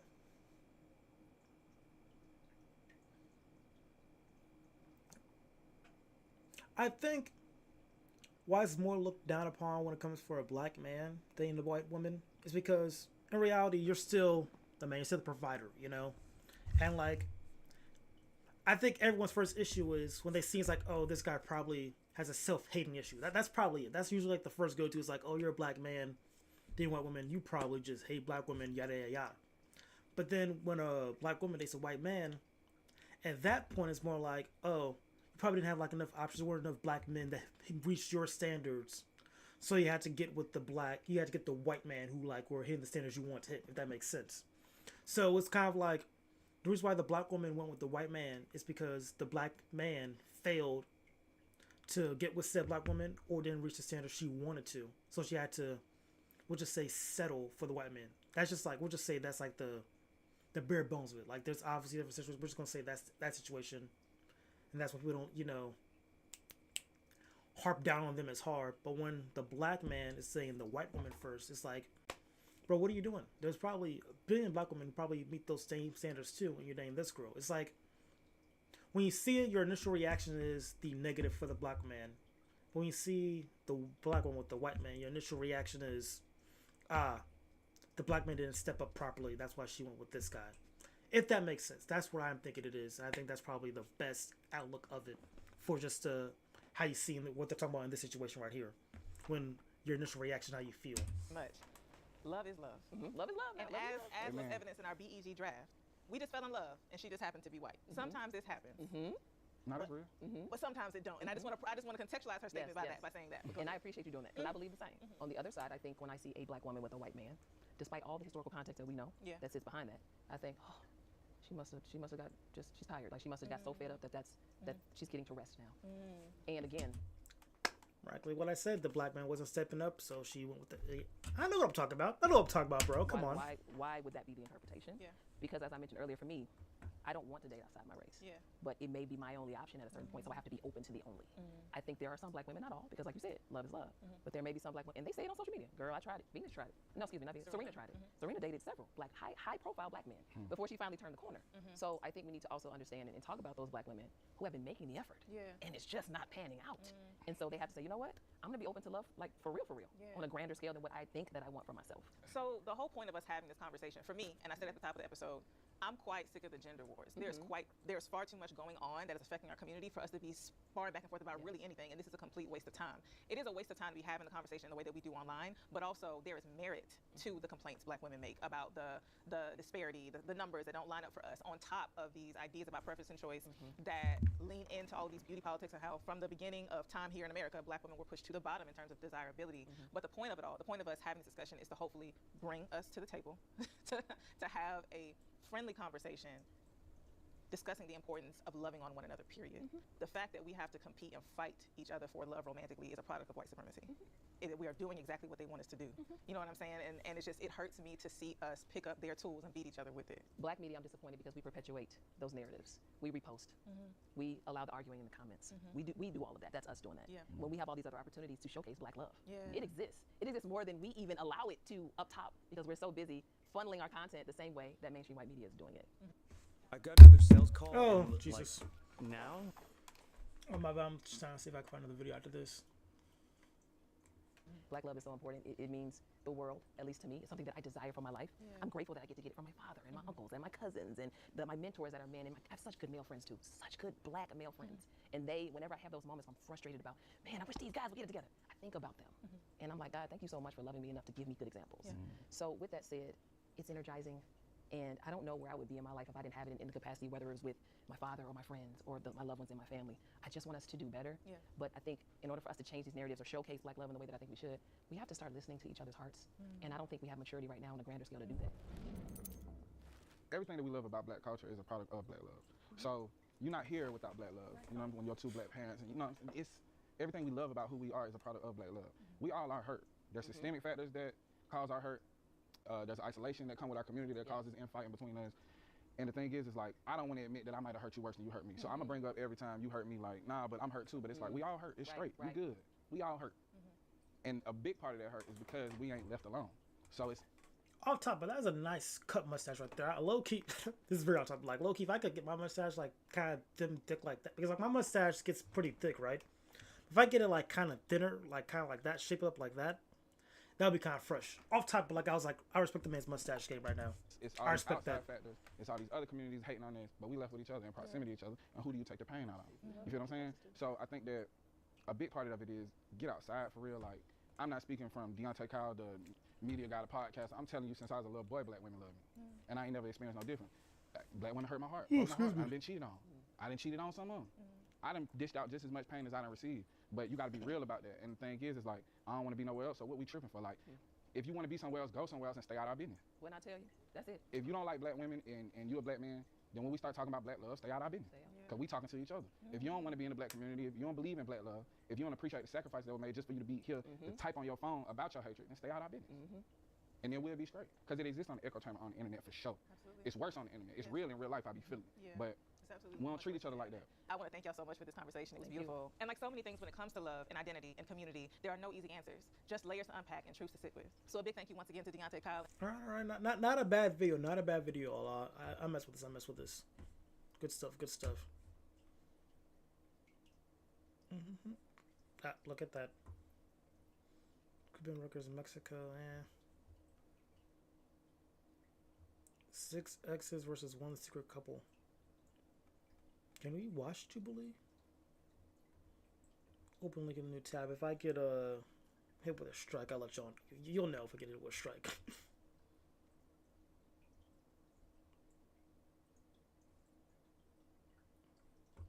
This is gonna be peak.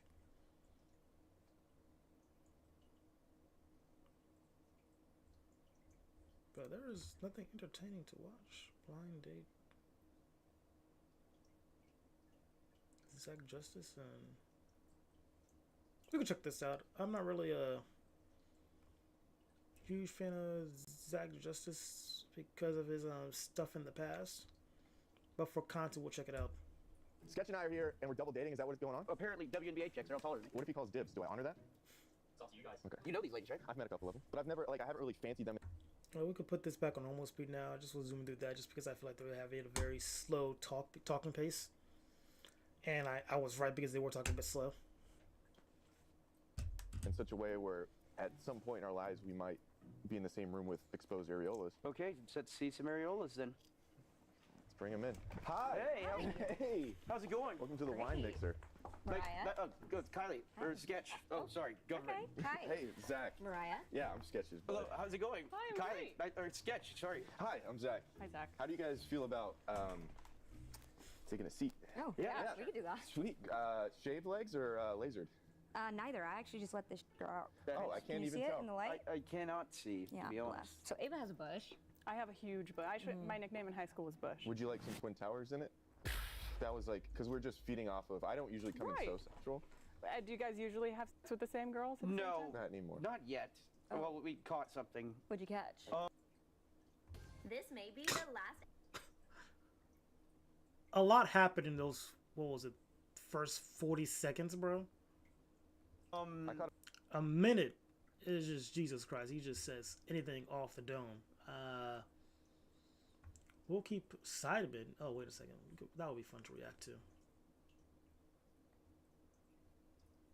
Can I gotta do this, don't I? Go over and look at new tab. Ladies and gentlemen, we are... Pause.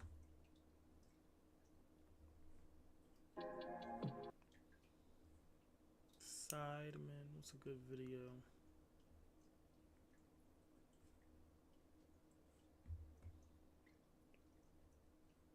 Oh yeah, this might be it. That's an hour though. Phantom, that might be. I watched that already off stream though. I'm not gonna rewatch it. No straight to you guys, but come on now. Okay, we'll just have this. Ladies and We'll check this out. Vibe would you get? That's exactly what it was. Hey, what's up? Hey, what's up, Shotty? Hi. Hey, what's up, Shotty? What's up? Hey, good to see you. Good to see you. What's up? Hey, good to see you. Sisters, right? Yeah. Your sisters? Yeah. Oh, I couldn't tell, to be honest. Are you guys so which one brothers? dyes their hair? I feel like I make my hair darker and she makes her hair lighter. That's how you Oh, feel, really? or is that just That's kind of just true. context clues? Yeah. Yeah. Fire and ice. I like that. Yes. So I like blondes, and I also like short girls. So I'm in Bit of a pickle. quite of a pickle. Yeah. Because one's shorter and one's I'm longer. not short. Stand up. How tall are you? I mean, God damn. Who turns you on the most out of both of us? We can stand if you need. yeah, let's do Yes, some standing. Dan. Yeah. Can we get a twirl? Like a 360? Okay. Okay, what are you thinking? He hit his last girlfriend. Okay. Oh. That's insane defense right there, bro. He had his last girlfriend just like that was so quick with it too. That's a bad one. I'm just kidding. That's probably not a good. No, I did. No. She got mouthy, and I showed her the back of my hand. Well, I don't do that. Why do you think we should be on your team versus Yeah, Zach? can we hear a pitch? Here, you go in. Give me Okay. a moment. I know a lot about history. I know a lot about girls. Okay. What's your favorite part of history? I liked reading about that King Henry that was crazy to all of his wives. That is awesome. I could be your King Henry. He killed all his wives. But he made them a The queen remix. first. Love the and remix. passion. The remix. We can for- remix it. Yeah. Yeah. Remix and remake it. I like that idea. I do. You see how things are going so much better when he's over in the corner? Hey, ladies. Hey. Hello. Hi. Hi. Hi. Obviously, we know each other, but Hi, Zach. Nice to meet you. Yeah. Nice to meet you. Yeah. Sketch. Hi, nice Pleasure to meet you. Yeah. Yeah. Pleasure to meet you Just again. two bachelors looking for some beautiful women, obviously. And Yeah. let me just say, Sketch said this before when he saw you guys out there. You look beautiful. You look put together. You look like sisters. Am I right about that? The prettiest family I've ever seen. Thank you. I'm Wow. actually so glad you said that because I brought both of you gifts as well. What does that mean? Oh. We are European ladies and Yeah. we have very important family values Okay. and important mannerisms. And one thing is gift giving. So Thank you so much. yeah, I wanted to get you something that will always be honest with you since I know your last girlfriend didn't do that very well. Oh. It's a weight scale. I heard you're tracking, your body fat percentage and Yeah. Like I I took a said. DEXA scan, and you knew I was over 30% body fat. yeah, So exactly. you thought you'd give me one of these. 193.8, and I'll say I have my phone in my pocket. I have several things in my pocket. I have pants on, shoes on. I have a hat on, so that adds a couple pounds. And Andrea, we can't leave Sketch Yeah, out. I don't want you to think that you're left it's out. okay. We've got you something better. So we watched your house tour video, and so I wanted to make you feel at home. Oh. I'm not gonna lie, just off personality, these gifts, they might be the one for sure. They might be the one for sure, bro. I like Something that. else in here? We wanted you to feel welcome, and we thought it'd be a good decoration for your new house as well. Look at that. You guys come in, you give me the weight scale to kind of make fun of my weight. You come in with a pride flag to make fun of his past. So I'm gay, he's fat. A good sense of humor goes a long way, bro. Like that, a bit like that can't Is even what help you're it. saying. Well, Can I give you a line? All right, say this. Say, call me the mechanic because I'm trying to pop that clitoral hood. That'll work. Call me the mechanic because I want to pump that clitoral hood. He loves mechanics. I do Yep. love mechanics. My ex-boyfriend's dad was a mechanic. Oh, how is he? Are you guys We do keep in touch here and there. All the time. in touch, like physically? Dibs like love here language? then? A little bit. Yeah, you going dibs here? Yep. Oh, I talked to my ex too. Oh. No, Next no. two. My ex. One more of these? period. Yeah. Okay. Okay. Can I get a 360 from one of y'all? I'm like you. so comfortably sat. It's okay, then I'll do one. That's tough, man. That's tough. More for you. Thank you. Okay. Would you mind being in the cut corner? Hey, ladies. The cut corner. God. It's the sisters, huh? Uh-huh. Share a lot of DNA. Yeah. I think so. So same parents, yeah? Yeah. Same womb? Yes. Yes. Spent a lot of time together, yeah. Yes. I just felt like I was being creepy. No, that was good. That was good. That was Give me good. a line. Game of Thrones King's Road is now available on both Okay, PC yeah, and I'm starting to go mobile with this with video, Google bro. Play Game. But there was one person who I saw like on TikTok. I think he has videos here. Yeah, this dude right here. He's funny. He's funny. Let's see his rants. The 10 Commandments are mid. Let's be a reaction. No, let's go with this one. Let's see how they feel with this. Run, etc. Get far, far, far away. Okay, the reason I made this video today is because I saw a friend, former friend from like high school time. He got an unattractive woman pregnant, and not just pregnant, she actually had the baby. She was holding it. She was like, oh, she was smiling, and I was like, oh no, this is horrible for bros. So I feel like I should spread knowledge to make sure you guys can prevent these situations. I look. The best way to prevent this situation. I'm just going to spoil the video probably, but we'll see. We'll see if we have the same idea of it. The best way is just keep your dick in control. To be honest, like how I do it is, if you're hooking up with somebody, your thought should be, if I get this girl pregnant, will I be okay with that? That's that should be the first thought. If the answer is no, don't have sex with her or wear a condom. If the answer is yes, I mean, I always still do those other things, but there's comfortability there. Like she should, the people you are sleeping with should be potential wifey. And she's not wifey, don't be stupid. So I feel like this dude's friend probably, actually, had like this one fun hookup, didn't want to wear a condom, got shorty pregnant, here they are.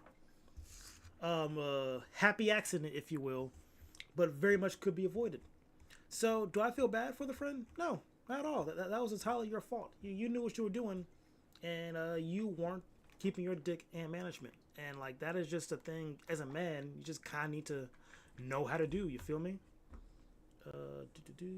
Good stuff. Just had to check that. Nope. So yeah, that's really it. Is just to figure out, or just to know. Just keep your dick in control. That's really it. That's really it. Is very simple as a man. I'm not gonna hold you. Like, if she ain't real wifey, wear a condom or just don't have sex at all. But if you think she is, go forth, have your fun. But just keep in mind, like, this could happen. It seems so obvious. I don't know why I have to explain this, but I feel like obviously people don't know it's not obvious because some dude got an ugly girl pregnant. She probably isn't ugly, but someone who doesn't deem attractive. The point is, he was just being stupid. Don't be stupid, guys. Be smart. At him, he seemed like he was like happy about it. So I don't know if he did it on purpose or if he's just like pretending he did it on purpose to like minimize embarrassment. But like, regardless, we have to talk about it, okay? And also a little bit of self promo. I have stuff in the description. Look in there if you want to. But how can we avoid a situation like this from happening to you, okay? Or this can also translate as also not getting an unattractive baby daddy. But I feel like, oh, I was about to say women are better at that, but nah, that be happening. There's gonna get to a point where it's... Yeah, women kind of suck too, bro. You be letting some lames hit and let them get you pregnant. I'm like, bro, are you a tweak right now? Like, this man lives in his mom's basement, no job. Let him get you pregnant and you're just gonna keep the baby? Like, come on now. Be like, wear a condom or something, or don't hook up with him at all. It's just... learn how to control yourselves, guys. Like, is it hard? Is it that hard out, y'all? It can't be. It's just... guess I'm just better. Y'all need to lock in. What's this? I need to eat something today. It's like specifically like the pregnancy plays a factor, so I'm gonna have to split at that point. But here's the thing. First of all, you have to avoid the unattractives, okay? I got a video about it. Literally 5 reasons you should avoid unattractive people. And also, we need to talk. Now look. Sometimes, when you're getting, down and dirty, you're in that mood, your standards may plummet a little bit. You may be like, man, like I can just do anything right now. No, you shouldn't. Okay, I understand you, but you shouldn't. It's always going to be a bad idea, and you will regret it. Okay, once you've sobered up, once your meat has sobered up, I should say. It's like the first way you avoid. That is true, bro. That post nut clarity, I can't speak. Be hitting like a truck. At least for me, it hits me super hard, bro. Like, I'm either like over it, like I just want to go home, leave me alone, or I'm like, well, I guess we could cuddle. It's one of the two. It's really one of the two. But no, post nut clarity, bro. That'd be hitting like a freaking fire truck sometimes. It's actually insane. What's this right here? Okay, I'm just checking Twitch again. I'm trying to do it like every 2 to 3 minutes.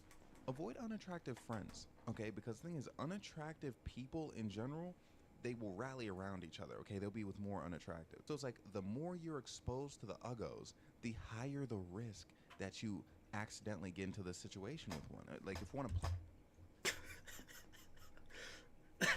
I'm sorry. That's a wild sentence. I'm not gonna hold you. The more uggos that are around you, the more that you attract. I mean, company does keep company. You know what I mean? Like birds of a feather flock together. That's a better way to say it. That's like it's somewhat true, but at the same time, nah, I wouldn't say all the way true. Maybe I'm trying to be nice. But nah, I wouldn't say it's all the way like that. applies enough pressure, please. And while I was single, when I tell you that was my worst fear, an uggo applying pressure. Because the thing is, I'm just a nice guy. Like I'm a very kind man. You know, like I'm a sweetheart. So if someone keeps talking to me, they're gonna keep getting conversation out of me. Okay. There were a couple times where someone was so egregious, like I just straight up had to escape. I was like, you're talking to, and that's why whenever like people are like, oh, like women, if you're not interested in a guy, don't give your number out. I'll never be that guy. Like you know how many times I've given out like my number, IG to someone I wasn't attracted to because they asked just because they had been talking to me. So like you know how weird that is. And I hate when people are like, oh, grow up, you're an adult, you can tell. No, bro, no one likes being unkind to people. And again, me as a very nice man, I want to treat these ugly people with at least a little respect, and then I want to go and talk about them behind their back so it doesn't hurt their feelings. But the thing is, if you avoid ugly people, ugly surroundings, you're less likely to run into the situation. Again, like if you have more ugly people, like if you're in a room with 50 uggos and they're all trying to spit game, couple of them are probably gonna get through, and that's just how it is, bro. And I remember this one girl, she wasn't uggo, but like she kind of like forced me to come over to her crib. Okay, we didn't have relations, but it's like she forced me to come over. She's like, you're coming to my place tonight, and I was like, oh, okay. Now here's the thing, that would happen to me usually, but like it wouldn't be a problem because like I'm attracted to the person. But like in this instance, it was horrible, bro. I felt like it was a pain. I was laboring that situation. I thought I paused, but you know what I mean? Like, see how that's like a nightmare situation you don't want to be in? But the thing is, you don't want to be so blinded by what your meat wants that you want to fall for something like that. So keep them far, far away in general, okay? Also, we have to talk about, say you can't keep them far away. Say they're just in close quarters. What do you do now, okay? Present the least attractive parts of yourself. Not only that, actually, that's the second move, okay? Try to see if you can ignore them until they go away. I remember one time, this friend of a friend. That's actually insane work right there. Show the least attractive. That's gonna be hard for me, bro. Like I really don't struggle with that, to be honest. You know, I think I keep up a decent standard of attractiveness when it comes to women I talk to, at least. So I'm never in such situations. My homeboy just texted me. Oh, yeah, man, that's I am.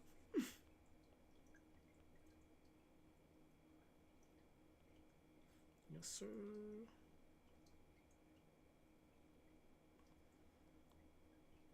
Gonna do a 30-day stream. 30-day streak.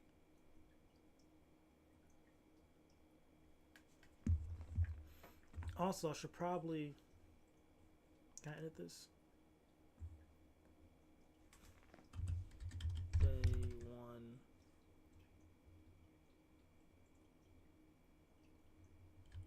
Is that how people do it?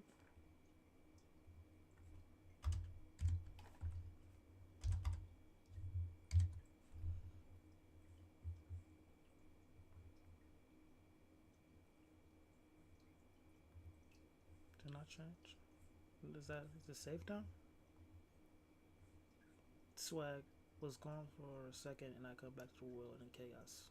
Day 130. Yeah, I think that's how people do it. Or I hope so. Go back to this. Right? Like a good friend of a friend. She tried putting me on this guy. I don't want anything to do with this guy, right? But anyways, she essentially she was putting him on more so. Like he walked up to her like, oh my gosh, what's the situation? I'm sorry. But like he was like, what's this situation? She's like, oh, I don't know. Mind you, we're at a function. So then like she tasked me, she's like, oh, this is so and so, blah blah blah, dap him up. And he is talking kind of fast, but I want to speed this up just a tad bit. Just like right here. In that situation, I hit him with the straightest dap up of all time. I was like, what's up, bro? Yeah. Didn't work though, because I was wearing a very gay outfit that day. But eventually, like, you know, it's a little small talk, but then I was like, okay, I don't want this to happen anymore. So I just like turned this way and was like, better not get a copy strike. just vibing to the music until eventually he took a hint and he went away. Okay, nice man. Now imagine a situation where that doesn't work. Okay, someone really leads the conversation. Okay, he wasn't applying that much pressure, thankfully, right? But someone who does apply a lot of pressure, what do? Okay, again, present the worst parts of yourself. Okay, come off maybe a bit annoying. Now you don't gotta be mean, because again, this is all to avoid being mean, right, to these super ugly people. Basically, it's hard to explain. Okay, now I can think of another example.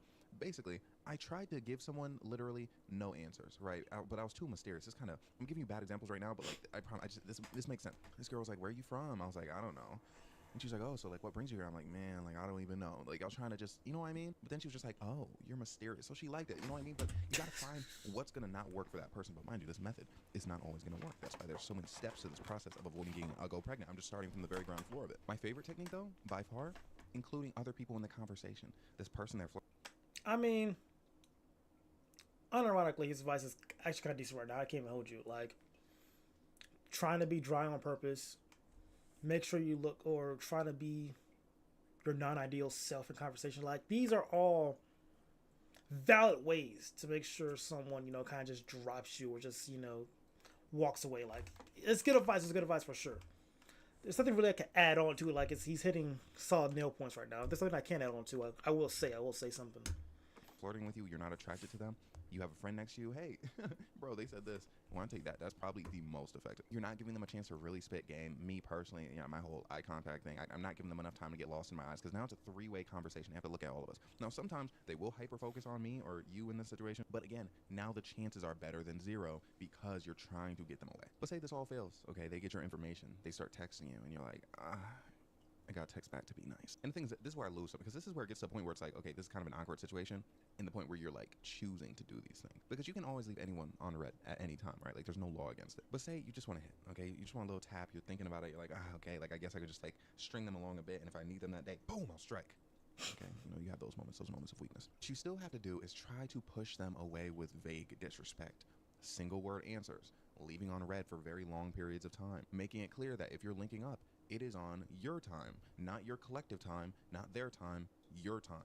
You're in charge in the interaction because you are the more attractive one. Which, you know, there's something to be said about that, like just with anything in general, but like with this specifically, this is very important, because this keeps them from wanting something real with you. In some cases, prevents them from wanting anything with you at all, okay? Which is ideal, because again, you don't want to accidentally get this person pregnant or let them get you pregnant. But say here, the time comes, okay, it's time for you to link up. God forbid. And the thing is, if you're linking up with an unattractive person, you might as well hit. You might as well get something out the deal, to be honest with you. So I will not tell you to abstain from this person, because otherwise, I guess you are just wasting your time. Well, like me personally, I'm not gonna be like, only if you're like super desperate and need to finish or something like that. Like you need that one night, but it's never that serious where I gotta like drop my sanders that hard, bro. Never ever. Like you don't just want to put yourself in an uncomfortable situation where you're just there doing nothing there. They're looking at you like food you're going to have to put out, okay? They will pressure you into it with their ugliness. And some people would say that that's, you know, assault. Amen. I was going to salute, but I don't think that's the thing to salute. But, like, paying my respects to your sexual dignity. Anyways, for the love of God, wear protection, or have them wear protection, or be on birth control, or make sure they're on birth control. Like, please, it's just like, if you get aroused with this person, right? Say you're bricked up, or you're just, like, dripping wet. I want you to remember in your head, don't look at them. Don't look at them, because sometimes, you know, you'll see like the body and you're like, oh, but like relations. No, don't look at them. Just think, oh my gosh, you're so ugly. Protection on. Like it's so easy to remember. And say you get beyond that point, okay? Doesn't work. You floundered, you folded, you failed. Oh, ooh, 3 Fs. I didn't even realize that was gonna be the thing. But you get a text from them. Hey, I'm late. Or, hey, are you late? Like I don't know how men talk, but you get that text and you're like, oh shit. They're pregnant. What I want you to do, I want you to ignore that text. Now, mind you, okay, sometimes you can't escape this, okay? I had a friend, Shorty told him he was pregnant. Shorty told him that she was pregnant. He blocked her. She ended up having the baby. Bro, look just like a man. But I want you, if you're in a situation, right, where they're just texting you, ignore it for as long as you can. See if they give you follow-ups, anything of the sort. If you're not a known name, like me personally, I would never be able to do this. Skip town. Literally skip town. Also, I should have said this at the very beginning. Give out a fake name. Don't give them a real name. You don't want to get tracked. The fake name method is insane work, bro. Like that's especially if you're out of town. Usually, not all the time, but like my name in club settings is annoying to say over and over again. Like Mikhail. That's Mikhail. Yeah, three syllables, bro. That's a lot to say. It's like what? It's annoying. So I just say, oh, My name is Michael Johnson. I keep it like that, you know, and that's what the women sometimes believe, and the dance scenes and whatnot. When I'm talking face to face on Tinder and obviously like that, like I'm using my real name, but you know, for bars and clubs where I'm like kind of outside my general area, I'm usually claiming just be Michael Johnson, and just a simple Google search of Michael Johnson, you can't find me. Michael Johnson, like look at this, bro. Look at this. Copy. Let's go to Instagram too, bro. Like check this out. Like it's literally the method.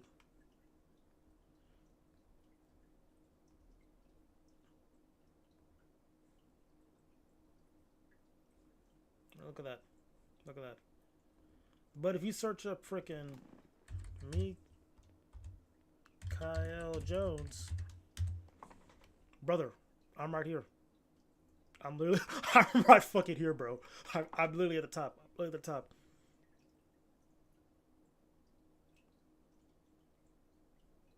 Like Jesus, I'm on Facebook. Like, child sex. What the hell? Why is this right? Jones Michael. I was going, well, people use my name for evil. Oh my god.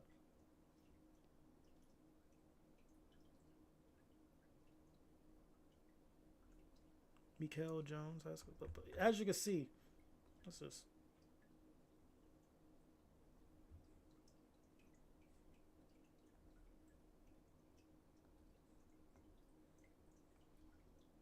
Oh, that is not me. But the point is, as you can see,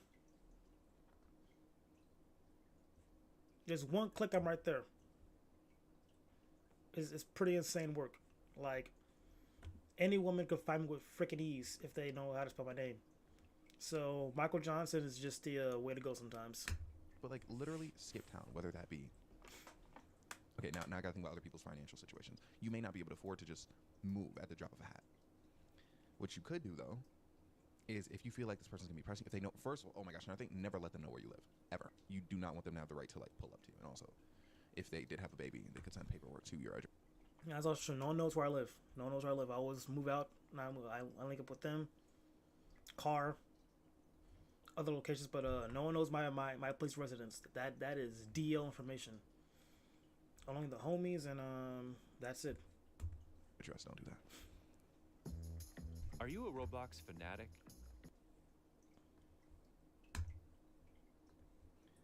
If they're really pressing you right now, though, leave for a bit. Leave for a month. But if you have the patience and it's just something that you're vaguely worried about, time it out.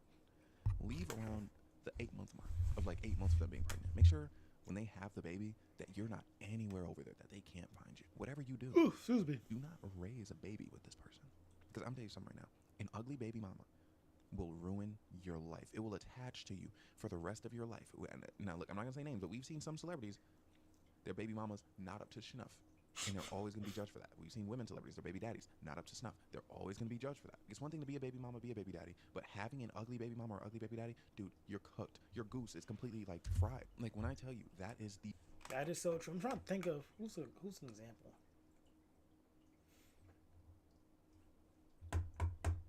Ah, I know the perfect one. That even got me upset. Coil array.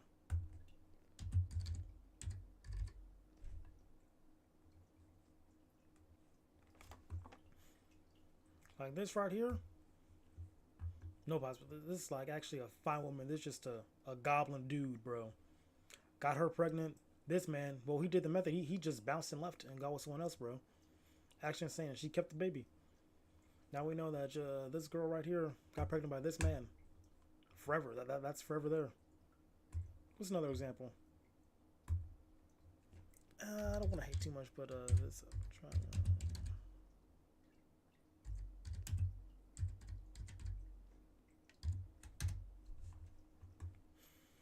This right here. Forever having this man shot, bro. Never gonna get away from that. That is your kid with him. He's not conventionally attractive, but you know, again, not up to snuff. Oh, look, there's a kid right there. Look at that. Not up to snuff, bro. Like Kylie Jenner is he shot above his league. He shot above his league, bro. Is there someone else? I think I keep going with this. Because even when like comes to like dating and whatnot, and like who you're dating, people are like, "Oh my god, why are you dating this person? It's insane." Like who was It was like Billie Eilish and somebody. Eilish. Yeah. Ah. This has, not only because of the age difference, but just, you know, this actual Neanderthal of a man with this, a baddie, if you will. You know what I mean? Luckily, she didn't get pregnant, but like if she did, bro, that would just also just be insane work. I think that's it for the examples, unless does Megan Fox have a kid with?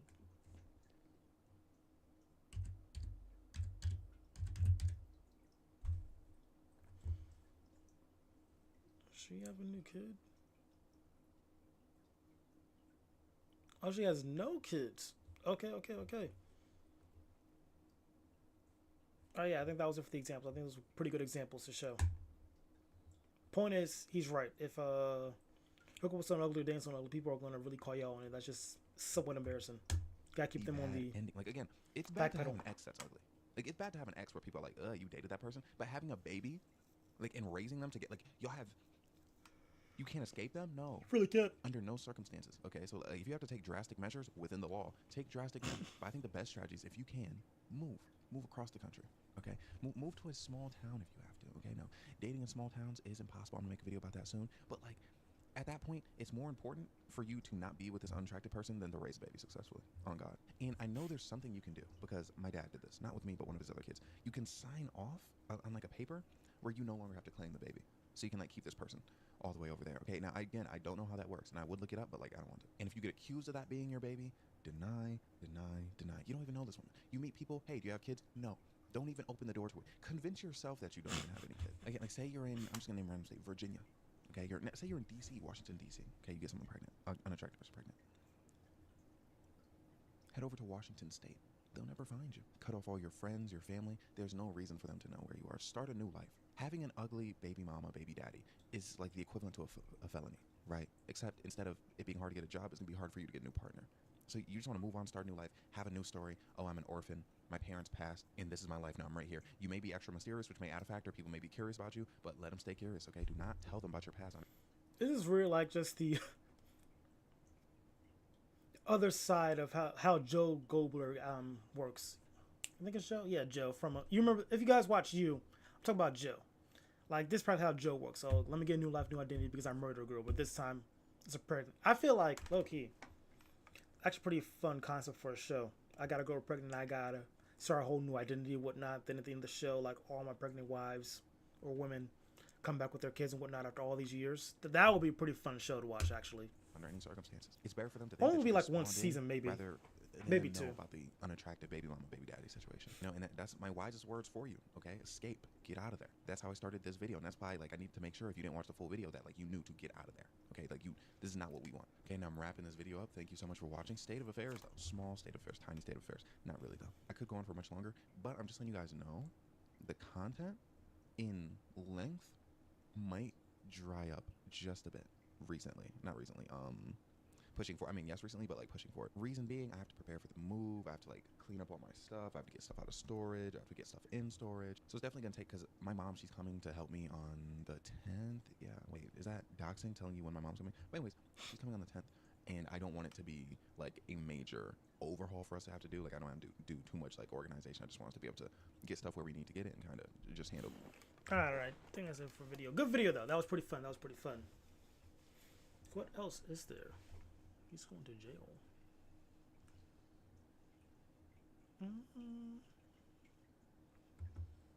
What else did I have? We are exes. Oh yeah, this. We're exes. We're exes. We're exes. One pair is still a couple.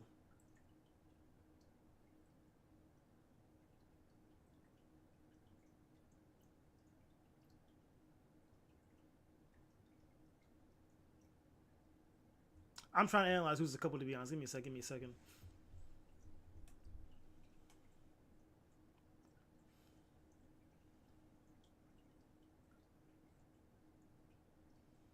Closed legs, both crossed legs,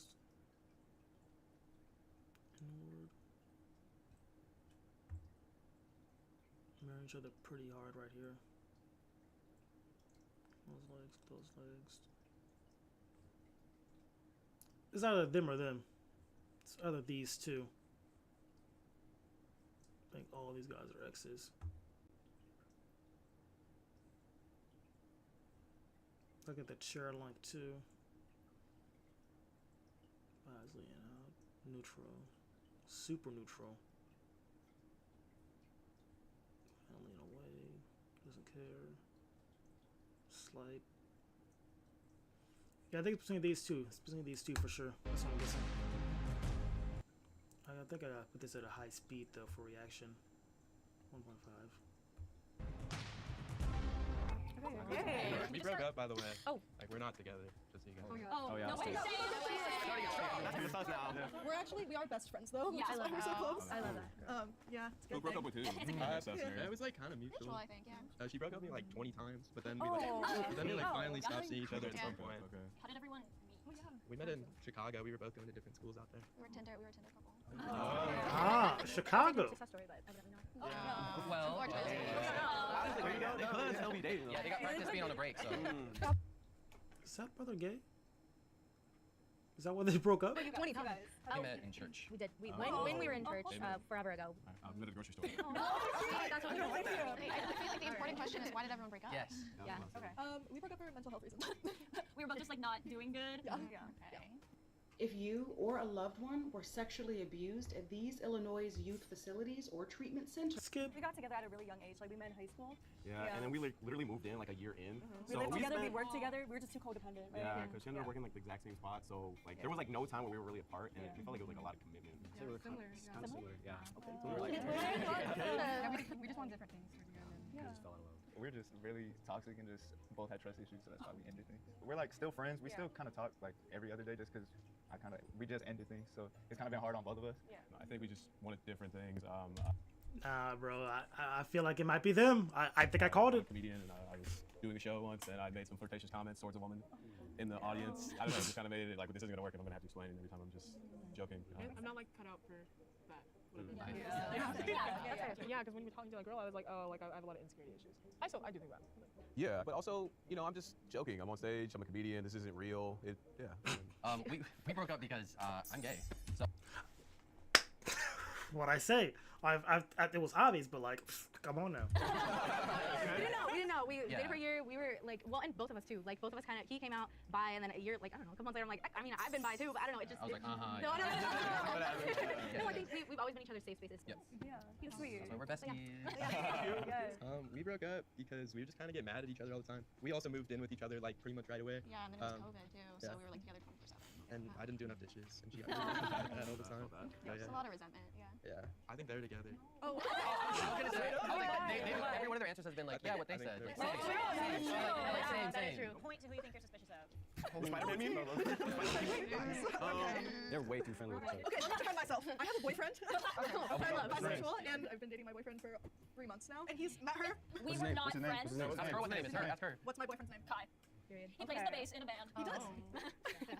The reason why we can be so like friendly with each other now is because we were friends for like a year before we dated, and also it's a really common gay thing to like be friends with your exes. Yeah, no, I know. In women love women culture, I just think it's really common. It's so easy to have an intimate friendship already to just slip into a relationship and slip back out. It's not much change other than physical intimacy. I will say you guys do give off like bestie vibes. Yes, besties. Who else got a lot of votes?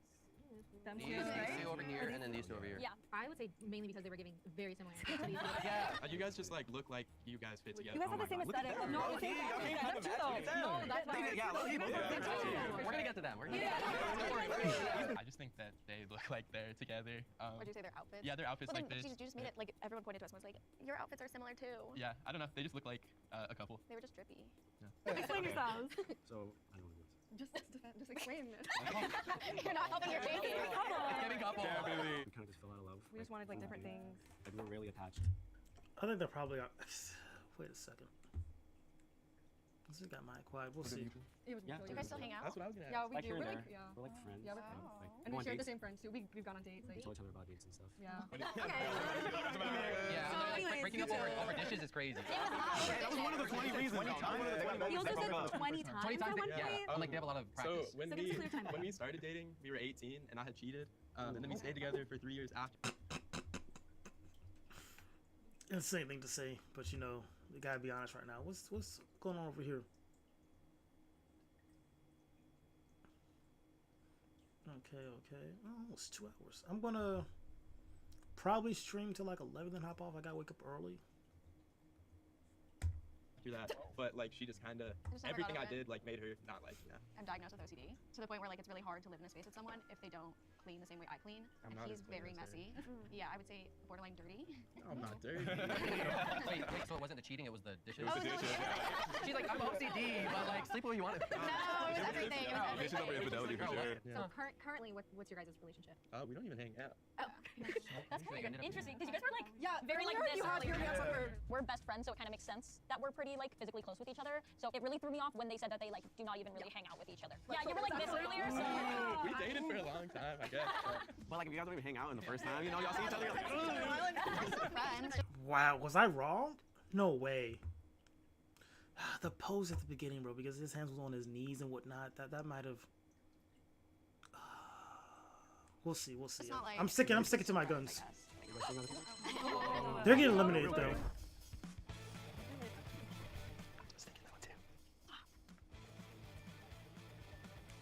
The cheating wasn't a big deal, but like the dishes were.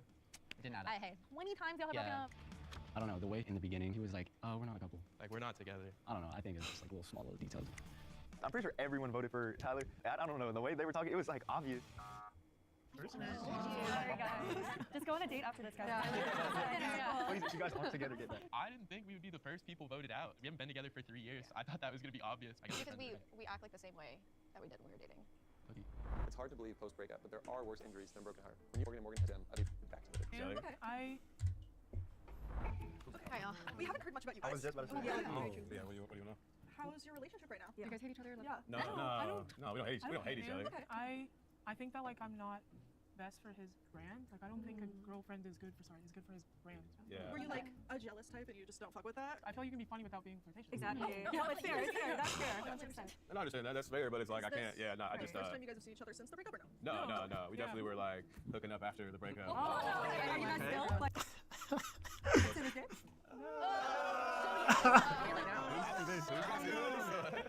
I mean, here and there, it's not like on the regular, but yeah. Here or there, you know. Hey, when you got it good, bro, you got it good. You know what I mean? It's sometimes they just want you every now and then. Totally fair. For sure. I think if we started hooking up, that it's more physical than it was ever emotional, and so it's easier to do the physical again. Definitely. We like hooked up when we first met, so it's kind of that kind of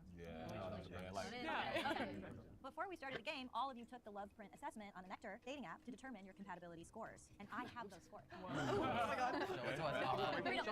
Each pair will receive an envelope revealing your score, a number between 0 and 100. Bring them out. We'll go first.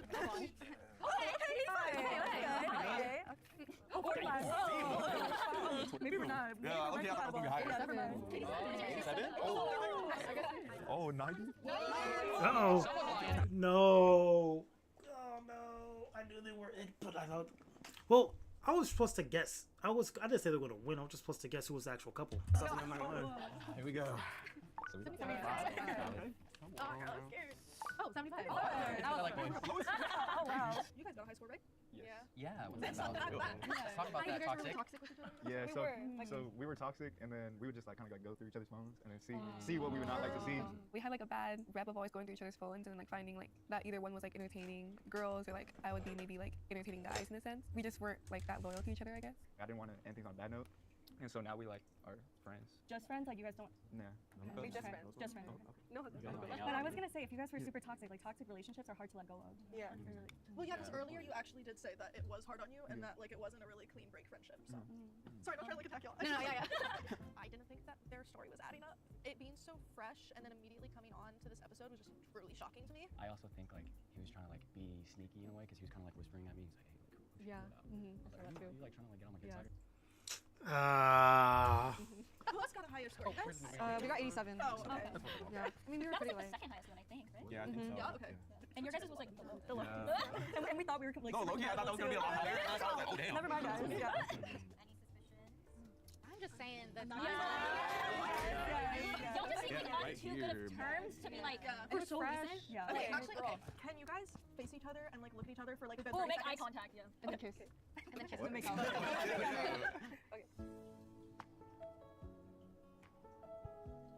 other people's dilated. Feel the commitment. It was Awkward. It was awkward. It was very awkward. How about hugs? Hugs. Hey, where my hug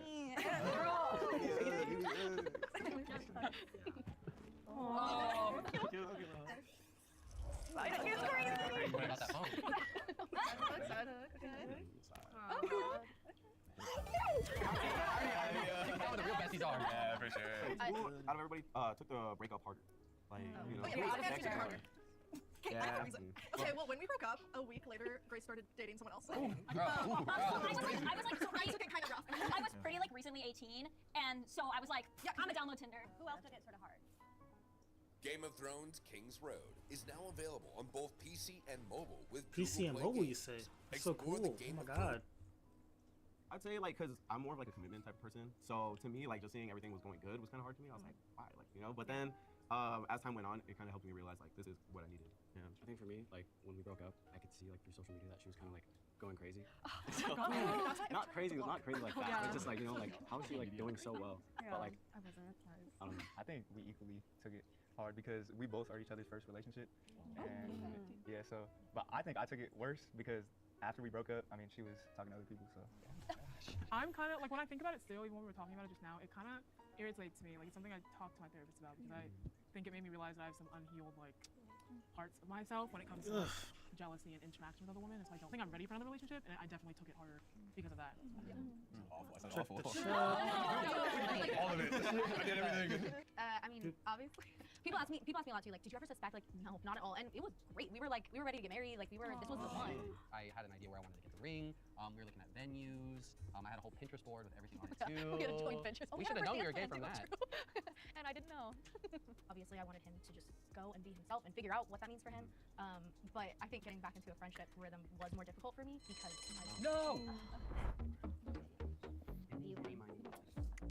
I think when attacks were being thrown at them, yeah, they were just they were not fighting it at all. They kept on kind of just looking at each other. They were behind. Okay, behind cool. Very close. Very close. If they would, that'll be decent for me. Okay, that's true. Like, he looked like he really like disliked her or something, so I was like, oh, there has to be an app. Never mind. They're out. Oh my Man. Oh my god. Go make out. I was actually surprised. I just felt like we didn't give off that we were the couple.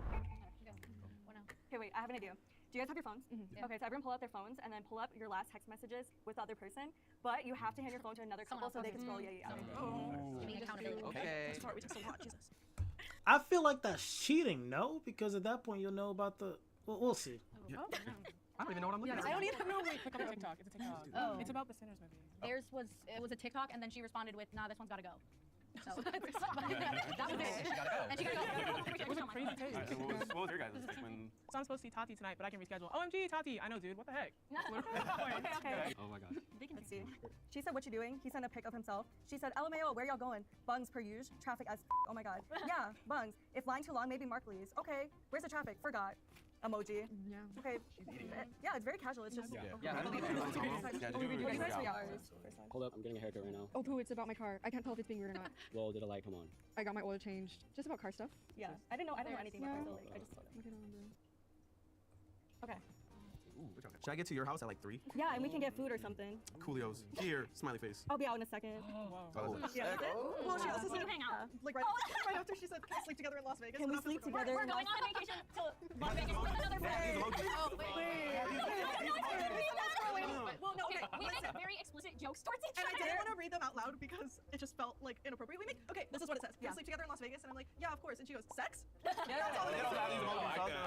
true. If you guys were together, you wouldn't have to ask. Okay, I'm just gonna say that I don't tell people about my car unless I'm kind of like. I was gonna I like you guys. I texted my dad about the car. But yeah, she's like, I'm reaching out to him. I'm like, you ain't got no other guy friends or No, I don't. girlfriends?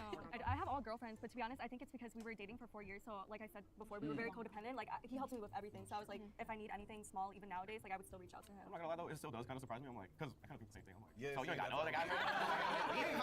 I have all girlfriends. It's just for the girls.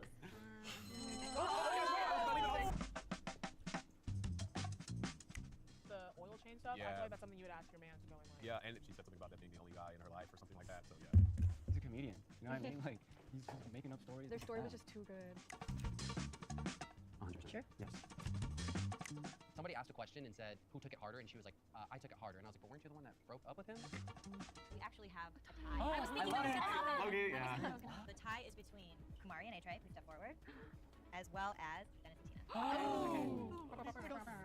You will each have 1 minute to defend why you are in fact exes. What happened when you broke up? So yeah, I like host and produce a talent showcase, weekly talent showcase, and I invited her one night, and I made some flirtatious comments when introducing a woman up to the stage, and then she immediately pulled me to the side, and we had this heated argument in the hallway about something that I was just joking about on stage. I'm a comedian, that's what we do. In the middle of while we're arguing, my car gets towed, and I blew up, and then that just kind of opened up the gateway to our age differences, me wanting to maybe have a family one day, or being young. And it was a lot about like me being young and not understanding comedy because I'm young.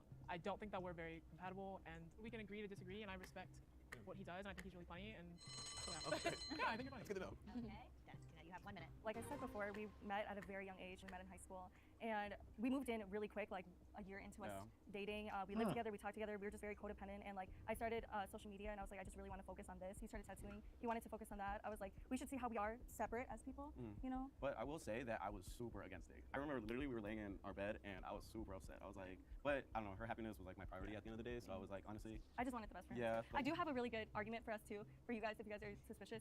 After we broke up, he's seen me at the club with another person, and I've seen That pictures. was not a good day. I have seen I went pictures in there. of him with another girl too, recently. That day was not fun. Yeah. I can tell you that much. Dennis and Tina were vague with theirs, and it was just I saw him at the club with a girl, and I was okay, but that could have been like made up. It wasn't jam-packed with details like the other couple. All right, that's the end of that tiebreaker. Who thinks the real couple is Kumari and A-Tray? Who thinks the real couple is Tina and Dennis? I'm so sorry. I'm still here. I hope I'm still here. Bro, how'd that happen? How'd that happen? Oh, I don't know. I guess I shouldn't have asked you about my car problems. I should have just gone to like AutoZone maybe. I don't know. How is everybody feeling? Confused. Confused. I think we got him. I feel like Well- it was more so someone we probably voted on a bit earlier. I'm almost very sure on you guys for sure. Yeah. Us, and then I don't know about you guys. No. Yeah. No, meaning I didn't get enough from you guys. Yeah, Yeah, I think like if we get more details from you, then like we believe you. If you want to play one more round, Oh. we can do a 1 minute speed round. However, if you choose to do that and you vote out one of the X's, the money gets cut in half. So by a show of hands, who wants to play the game? But I don't think that's We got wrong. it. It's fine. I guess. I swear to God, if it's I'm No, a little reluctant. I think we got it. It was Janet Tyler. Yeah, it was them too.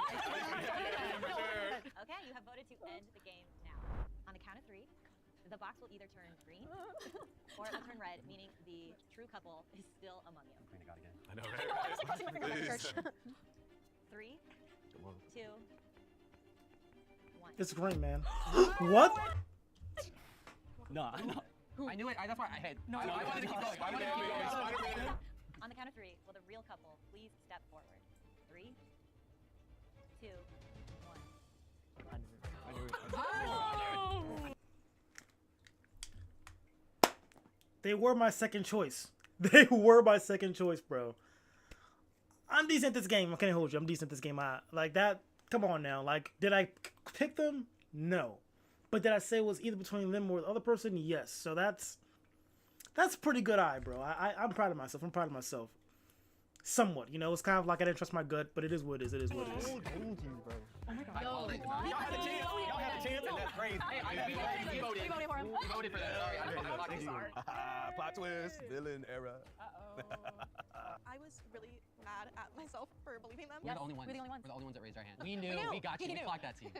So I do Yeah. run a talent showcase. That incident did happen where I did make a flirtatious comment towards a woman. We did fight while the room was packed. My car did get towed. Yeah, I think there's a lot of truth in there, but you know, we made it work. Love wins. Love wins. Yes. Yeah, we did meet in a grocery store. That's real. She was trying to peddle me Spectrum. Yes. I already had Netflix, so no Spectrum for me. But yeah, here we are. We feel really solid, really connected. I found my person. Yes. No, but definitely no. She's definitely special. She means everything to me for sure. Yeah, we're villains. Wait, stop that. We I learned a lot during this game. One thing was that relationships are hard. No such thing as a clean break. I learned that a lot of people are friends with their exes, which I didn't really realize because of Actually crazy right there, bro. Actually crazy. I gotta trust my good. Gotta trust my good. All right. What time is it? 2 hours? 2 hour stream? It's 11 o'clock. We'll see how I feel. We'll look at something else up real quick. See if that is the move of the day. Cause I don't even know what I want to do right now.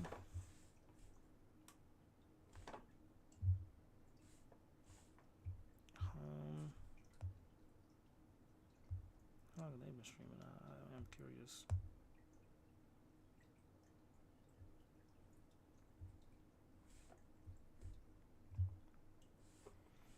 Okay, what about this? That's insane numbers.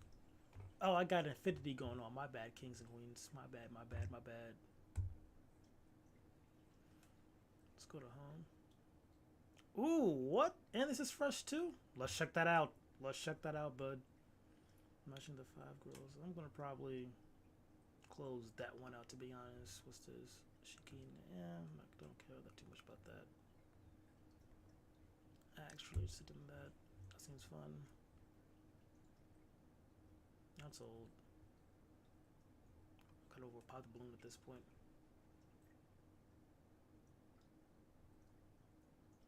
Oh, word? I'll watch that too. We got options. We got options. Okay, okay. We can stay a bit longer. We can stay a bit longer.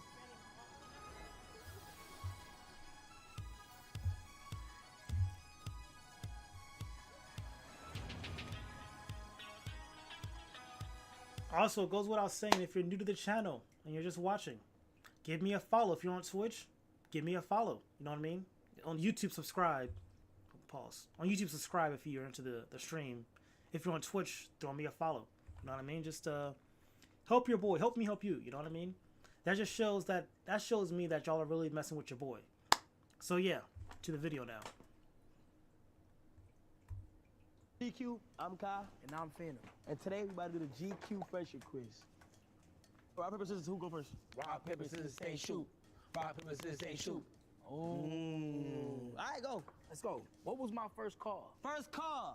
Hot Daisy. All black, you feel what I'm saying? It got the red guts in it now, you feel what I'm saying? You know. You feel what I'm saying? If you know, you know. If you know, you know, Hot Daisy. I was in that car. Yes, Bronx Demon. Well, I'm gonna give you points for this. 1 point for you. I bet. For this. What is my favorite stream we've done together? Japan? That shit was a vibe that day. Japan was OD, I ain't gonna lie. That day. It was fire. We linked up? Oh, what? Oh my gosh. Fireworks in the first crib. That was lit. Oh, we started that. Yeah, we started that. I don't know. Dad started that. All right, 2 points. I bet. So I'm happy with that. What's my dream stream? I know this. Him and Thames. Come on, my boy. Nah, right? Him and Thames. Thames my heart. Him and Thames. Yo, +5 for that. +5 for that. +5 for that. Is it him or Thames or GTA 6? GTA 6 when that dropped. I ain't gonna lie. That's probably his top 2.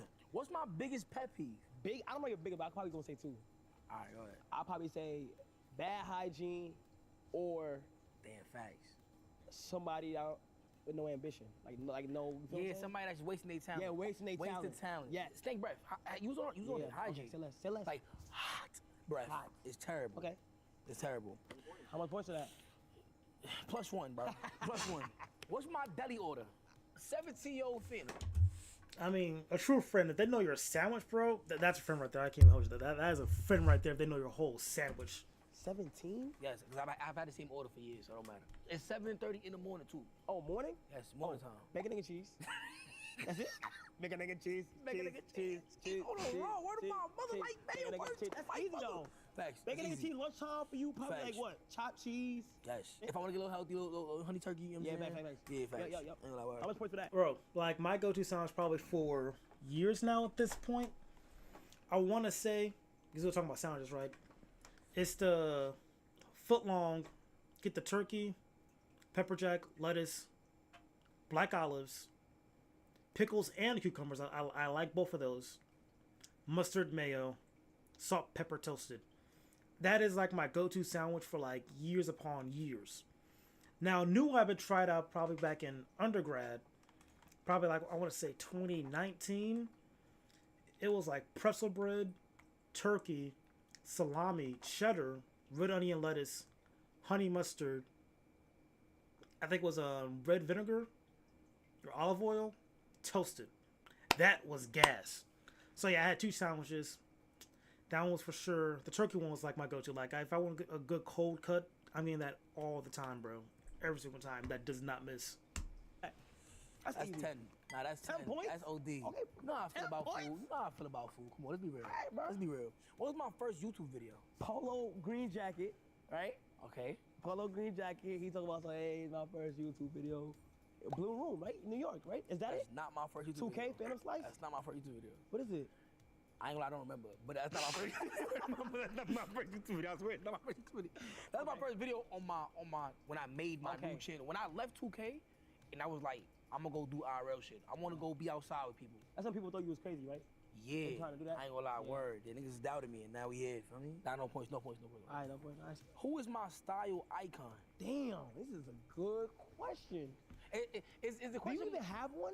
That's a great question too, because I don't think I have one. I feel like I take inspo on a lot of shit. Yeah, I mean, yeah, but icon, like style wise, do you have one? All right, who my favorite actor? The Rock.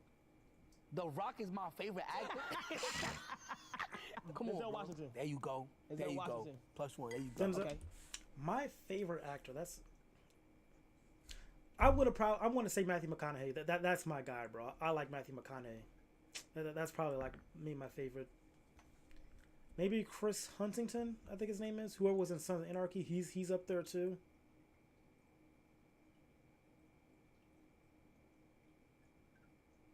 Yeah, I'll leave it there. I can't think of one What right now. word do I hate the most? I don't think I hate words. Nah, I don't think you got a word. Oh my God. What? Skibbity?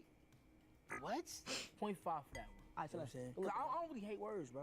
What do I do that annoys you the most? Overthinking certain situations.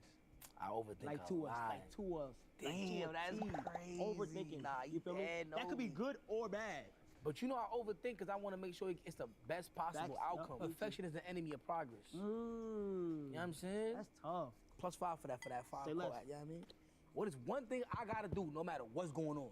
I ain't gonna lie, work. Hustle. And I always see him hustling. He's always working. We on that. The one thing about Phantom is he's very precise in certain categories. Like me, I be so precise on one thing, like streaming and shit. But he got his whole life together. You go in his room, he has a whiteboard of stuff that's not even content based. It could be Nah, like that ass. spending his money or like what's his Like next budgeting goal. and shit. Yo, +5 for that. +5 for that. You know what I'm saying? You gotta know WIQ over here. Feel me?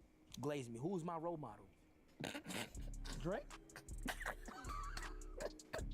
Drake?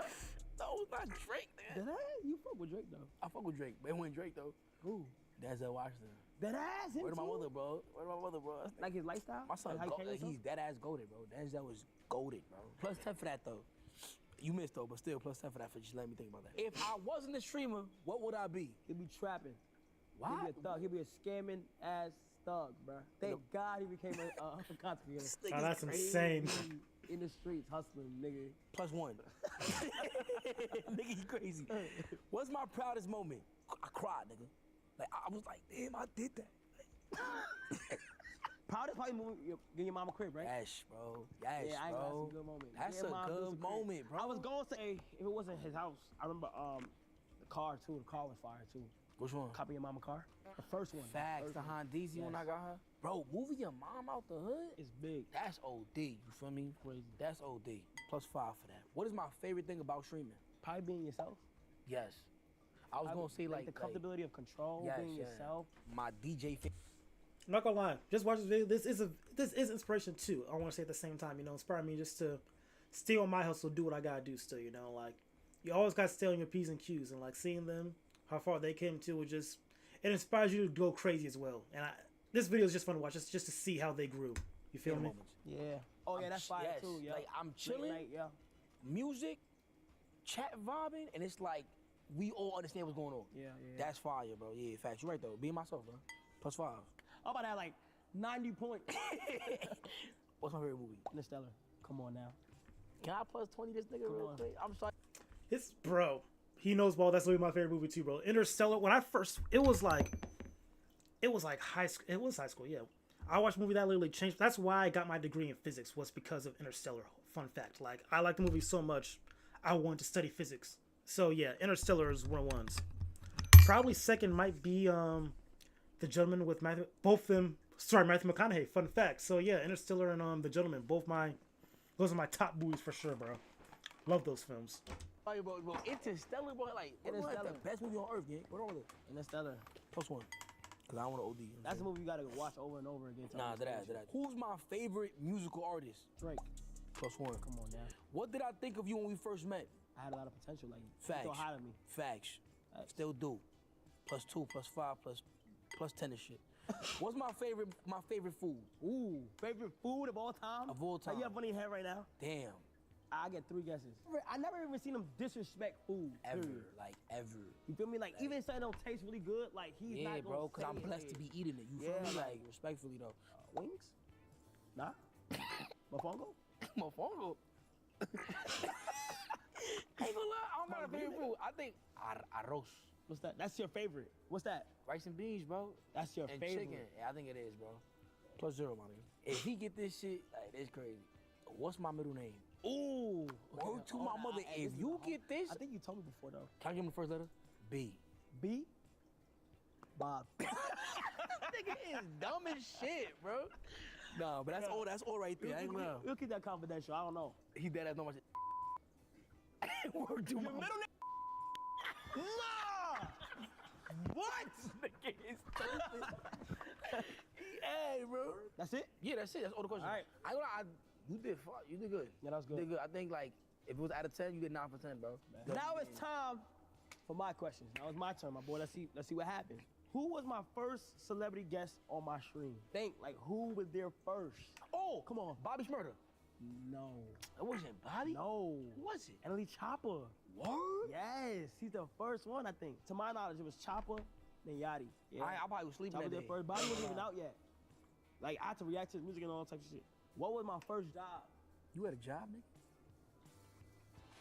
You had a job, bro? You had no job. All right. That's a good one. Let's go ahead and do. I do 3 points for that. 3 points. I do 3 points for that. Who would be my dream guest? Dream guest. Dead or alive? You can do both. Dead? Dead. Michael Jackson. Yes. Alive? Alive.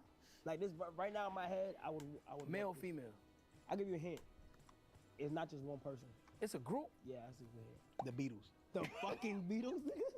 What the fuck? He got Michael Jackson, but the Avengers. I'll give him another 3 points for But like the Avengers, the actors though. Yes. Cause to have Hulk burst into your room is like. No, the actors. But like my nigga, like where do my mother? Like? I'll give him 3 points for that. Who is my favorite superhero? Spider-Man. I'll give him +5 for that. 5. Okay. Where do we first meet? On your block. Yep. Nah, that ain't. If you know, you know. If you know, you know. I'll give you +5 for that. Nah, +5. word. We met in the Bronx. Okay. What word do I overuse? Ooh, this is a good question. Tight shit. Tight shit is one, but probably like. I'm trying to do a fillers or I ain't gonna cap. Oh, I ain't gonna cap. Yes, sir. I ain't gonna cap. I ain't gonna cap. I give him +10 for that. What did I study in college? I think it was business administration. Oh! I don't think I'm right that, nigga. I'll give him 20. +20 on the scoreboard for that one. What's one song I always play? A Boogie. Okay, I'll give you points on that. Like, okay. What A Boogie song though? Yeah, all right, let's see if you get this one. I like Glasses. Glass in the face? Yeah, Glasses. Glasses. Money over everything I'm too. not gonna lie, yes. So what song you play all the time by A Boogie? Come on. Probably Jungle. You playing Jungle every day? Not every day, but like often. I'm giving him 10 points. Shout for out that. Boogie. What did I want to be when I grew up? When you was a little kid and you wanted to grow up, what you wanted to be? Yes. If you get this one, this is like +30. HVAC. What? I'm saying AC, nigga. No, I ain't lie. I want to be a cop. You want to be a cop? You want to be a cop? Nigga's crazy. State trooper? I want to be a cop. NYPD. Yeah. Oh, you did want to be a cop. I'm about to be a cop. clown you for this shit. Imagine him be as a cop, bro. I'm gonna give him 0 points for that. Ooh. Okay, this should be an easy one. What is my favorite snack? It's a large variety. Like if you choose one, I'm gonna give you it. I know one of them is applesauce. Okay. Like cereal. Okay. Go-Gurt. When the fuck have you? Word to when I go through your fridge, you have Go-Gurts, nigga. I'm gonna allow it. That was probably a long time ago. But no, nigga, that was like 2 months ago. That's insane. I'm gonna allow it. I hit 3. Give me 15. I go 15 for that. Damn. 5 each. What's my favorite piece of clothing, like to wear? Like is it sneakers, pants, hoodie? A watch. Yes. Okay. What else? Something on your head. Yes. It don't have to be a hat though, but something on the head. Yeah. Okay. Belt. Yes, I do like a belt. You like stolen horse a Yeah. lot. There's you know one what thing I'm I'm looking saying? for that like I personally think. Grills. Nah. Cause you should. Yeah, that wasn't all time. Bags. Yes. Bags, bro. Bags. Watches. Bags. Belt. But watch is number 1 for you though. Yeah, watch number 1. Belt's probably. I mean, bags probably the second one. I give him 20 points for that. He's being generous to me. I'm gonna be generous to him. 20 points. Yo, don't get mad because he gave me points. You know what I'm saying? I gave him points what we do. Feel me? You know what I mean? What is my worst habit? Like, what's something Yo, worst habit? When you come into my room on stream, you like to jump on my desk. Man. Stop doing that. You broke the camera last time. That's a good one. That's a good one. That's a good one. Why you break niggas shit when you go to the room, though, for real? Because niggas want to break my shit. When have I broke your shit? Nigga, you be calling out my room ready to break shit. Facts or not? They really are best friends, bro. Like, just seeing this, they really are like the bestest of friends. Always had that, bro. Like, I have a couple best friends. I got my homegirl, literally like my day one, for real. Like, we've been talking for like years and whatnot. Like, actually, the homie, me and her. Comment. Appreciate those friendships for sure, guys. Like, if you got that best friend, that's your best friend. Always remember that. 10 points. All right, bet. All right, that's my last generous one. All right, bet. Now we get serious. We get serious now. What's my zodiac sign? When you was born again? December 16th. I was about to say 18th. Yeah, December. Yeah. Sag. Ooh. You Sag? Yeah, Sagittarius. Yes. I'll give you 5. Wait, what's your moon? Nigga, I don't know. Me neither, nigga. Where are you, a Leo? Yeah, I'm a Leo. Okay. What's my hidden talent? Oh, he be doing this little weird shit? Like he put his hands behind his back? Yeah. That is a hidden talent. To the average person, that is a hidden talent. I ain't gonna lie. Okay, I'll give you 5 points for that. What are my superstitions? What the hell is that? Oh, I got one. If you get this, you win. I ain't gonna lie. I don't think anybody gonna get this. I don't know, son. Now, my superstition is like letting people know like what I'm about to do. Could it be true? I don't know. But what is one thing on my bucket list? Jump out of a plane, no parachute, and a nigga with a parachute come and grab you. What the fuck? Where the fuck did you get that from? I know mad shit you want to do, but I really believe you gonna be able to do it. So I don't look at it as a bucket list. Nah, it is though. Because bucket list, what's a bucket list? Like, it's just on your list and you're gonna keep checking it off. Like, what's something on my list that I wanna check off? See, it's that overthinking shit I be talking about. He be overthinking the whole time the shit be in his my face. mother, bro. Like, hitting a million Twitch subs. Okay, that's cool. Yes, that's a good one. Movies. Okay, come on, bro. Okay, that's another one. Right. You know what? You're right. When I overthink, I don't really understand. Bro. Shows. Yeah, that's a good one. Acting. Yeah. I mean, that's all the same shit, but nigga just said the same shit. Oh, I'll give him 25 points for that. And another one too is going to space. I wanna go to space, nigga. That shit gonna be out of this world, literally. Nah, literally though. What's my favorite cartoon? The Disney Channel one. What? Nigga, I'm talking about Charlie. Oh, Good Luck Charlie. That's Good Luck Charlie. That's not a cartoon, nigga. What cartoons you watching? Phineas and Ferb. Oh, that's a good one. Fairy Odd Parents. Yeah, Fairy Odd Parents. Jimmy Neutron. Oh, you saw all the shit I was watching. Yeah, you could have just said all that shit. All right. And that's it. That was the last one? Yeah. Oh, shit. All right, my boy. You was literally just tossing points out there, so I probably won.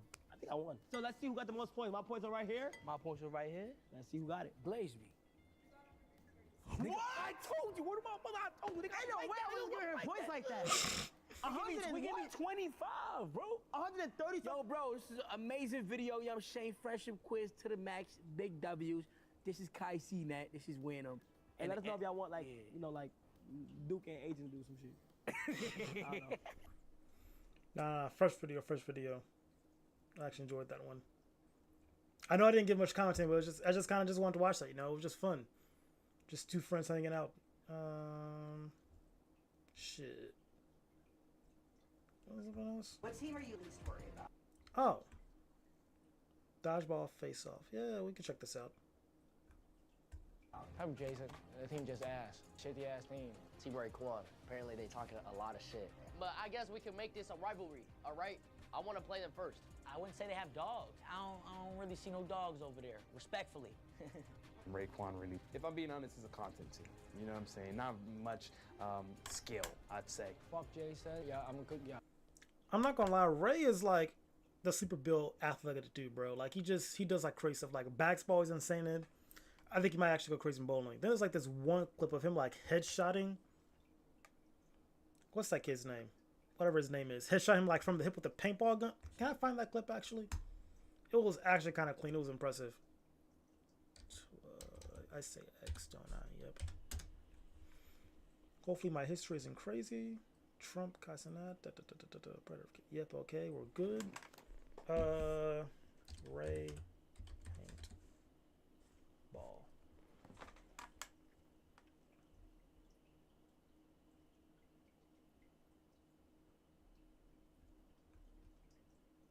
I think this one right here. Talking about he did it. Yo, he did it, bro. Come on.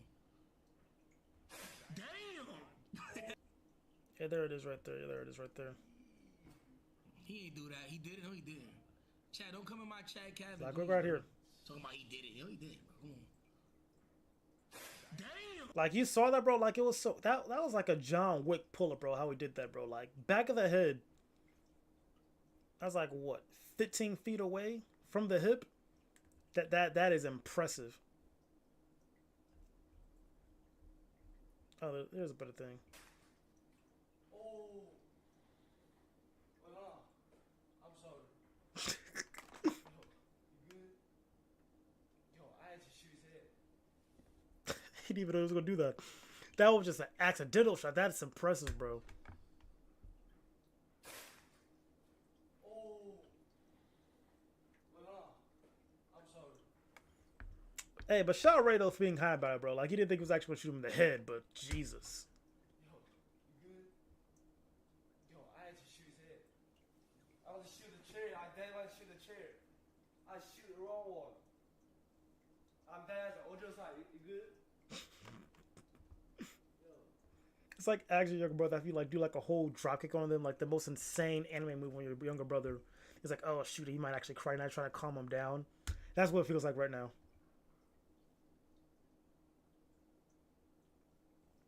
I didn't mean to show your head up. Oh, that was actually insane. Okay. That's what I want to say. The point is, Ray is low-key kind of a different type of dude. Shout out to Ray. I said this multiple times already for drafting his friends, but that's not gonna get you $500,000.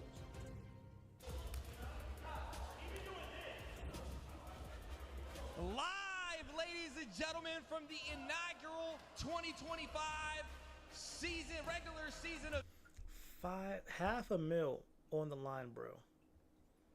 We gotta lock in. I'm sorry. If you mess up, if you sell, I'm gonna be upset. You gotta lock in.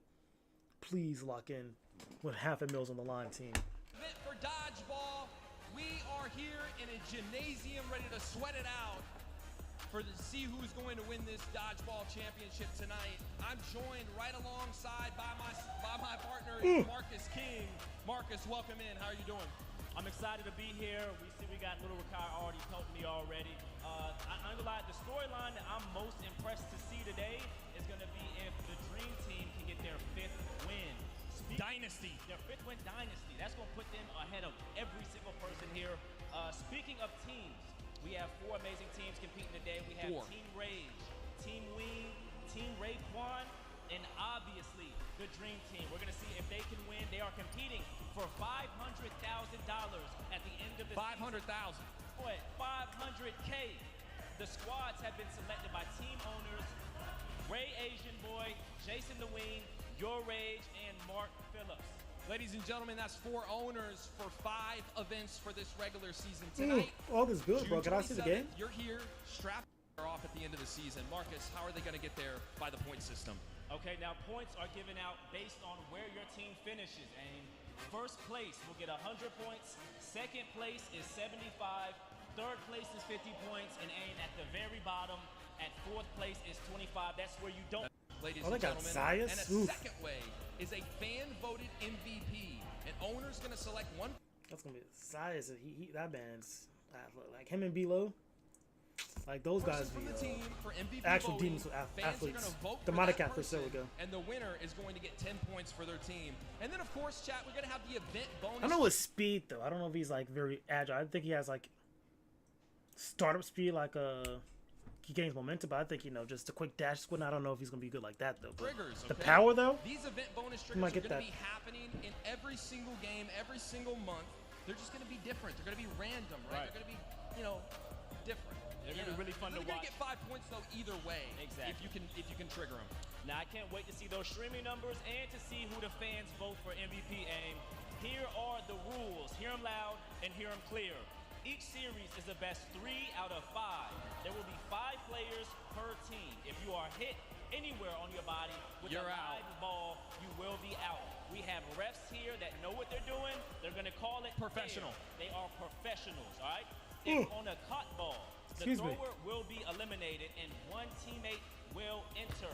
If you step out of bounds to catch the ball, if you land the catch, you're still good. Like you're still fine. You just got to complete the catch you to have the ground. To complete the catch. If you leave, you better land with it. So we do have a jailbreak today.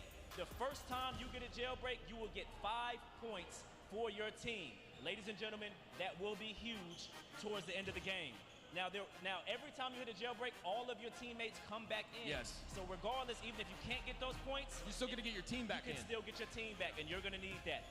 There will be fan-voted polls that will automatically start on the Creator League YouTube. I think it's happening right now, potentially. It's probably happening. It's going to be our primetime matchup. Yep. And then after that is going to be all stream links are in the description for our Creator League YouTube.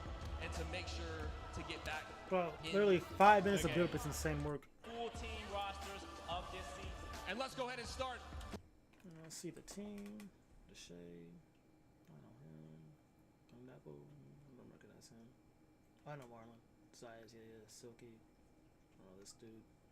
And Jason. Alright. So I'll talk a lot about these guys.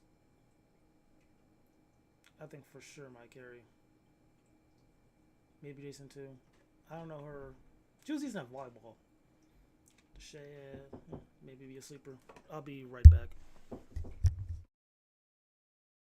With Team Ween.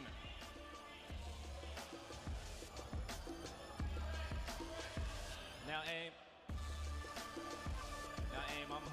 I'm excited to see who comes out on top. Energy is high. Electric. The talking has started. You can feel it bubbling up in here. Fans, creators alike. Now, see, the problem with Team Raekwon is they are hard-headed, so it's going to be hard trying to get them fully into the over there in that corner so they can come out for their intros. As you see, they're a little lagging behind. Absolutely. Marcus, let's take a look at the full rosters here, starting with Team Ween on this full roster. Now, that's not going to mean that they're all going to compete, but let's learn their names. Let's look at the full roster. For Team Ween, the owner is Jason DeWeen. We have Marlon, LeVar Johnson, Marcellus Howard, who is a certified bucket. Hooper, very athletic. We have Zeus, the Tank, Silky, Nelson Newman, Senna, my friend, Deshae Frost, Edward So, Yugi, and Young Dabo. That is an absolutely stellar lineup, but let's keep in mind they have a formidable foe against them. That's going to be Team Raekwon, starting with team owner Ray Asian Boy. He's put together a team that consists of Ty Lil, Rakai, Drifty J, Zeddy Will, taking a break from the news, Hassan Piker, Julian Newman, Carson Roney, Canal Joseph, Curvo, and my boys from New York, Dez and Punga. And like I said before, hello, can you hear me? Only 5 of those full rosters are going to be able to compete today. And let's go ahead. All right, I think it's probably just explaining the teams while I was gone. Had to take care of something. My bad. But I am back now. Program with screen preview. Okay, yeah, we're straight. We're straight now. Just have to take care of that. With that, and meet our starting 5. So we'll meet our starting 5 here in a little bit, but I want to break. Weak link might be decent. I think she got it. Hassan, yeah, he's pretty athletic. Maybe. I think so. Maybe. Take down the full rosters here for Team Ween and see him step up today. Exactly, Aim. Up next, a part of one of your favorite duos on Twitch, the Love Doctor himself. Give it up for Yugi! Could Yugi be the difference maker today? He was a replacement for Deshae Frost, who was originally in the lineup, and you have to wonder, Jason needed a replacement. He saw something in Yugi. I'm excited to see what that was. Same, Aim. Next, making her Creator League debut. She's not here to just chat. It's the reigning best female streamer of the year, Senna! Give it up for Senna, ladies and gentlemen. She is on an absolute tear this year, going absolutely insane, and I'm stoked to see her here compete in dodgeball. I'm not sure what to expect from her, but I'm at least expecting something good. She was a sleeper pick. And now, a 6-foot, 220-pound tank out of Tulsa, Oklahoma. He missed his flight to Streamer U, but he never misses his opportunity to win big. It's Zeus! Ladies and gentlemen, give it up for Zeus, an absolute unit of a man. I would not want to be on the receiving side of one of his throws, but his frame does make him a big target. That's going to be interesting, Marcus, to see how he uses that frame and power versus if he can duck, dodge, weave, do all those things at that size. I'm excited to see it, though. Exactly. We'll see how agile he really is. And finally, keeping the parasocials entertained, one of the most exciting people to watch on Twitch right now. Give it up for the team owner, Jason the Wee. Give it up for Jason, ladies and gentlemen. Having a monster couple last weeks. Can he continue that success? He looks locked in, not gonna hold you. He looks like he wants his win, bro. He looks like he wants to win. I'm gonna say, Jason, I am team Jacara and I believe in love. Go ahead and come out here for a team interview. Go ahead, get in the middle, my brother. Go ahead, in the middle if we could get you. How you doing, Jason? Doing great. Feeling great. I'm just trying to win.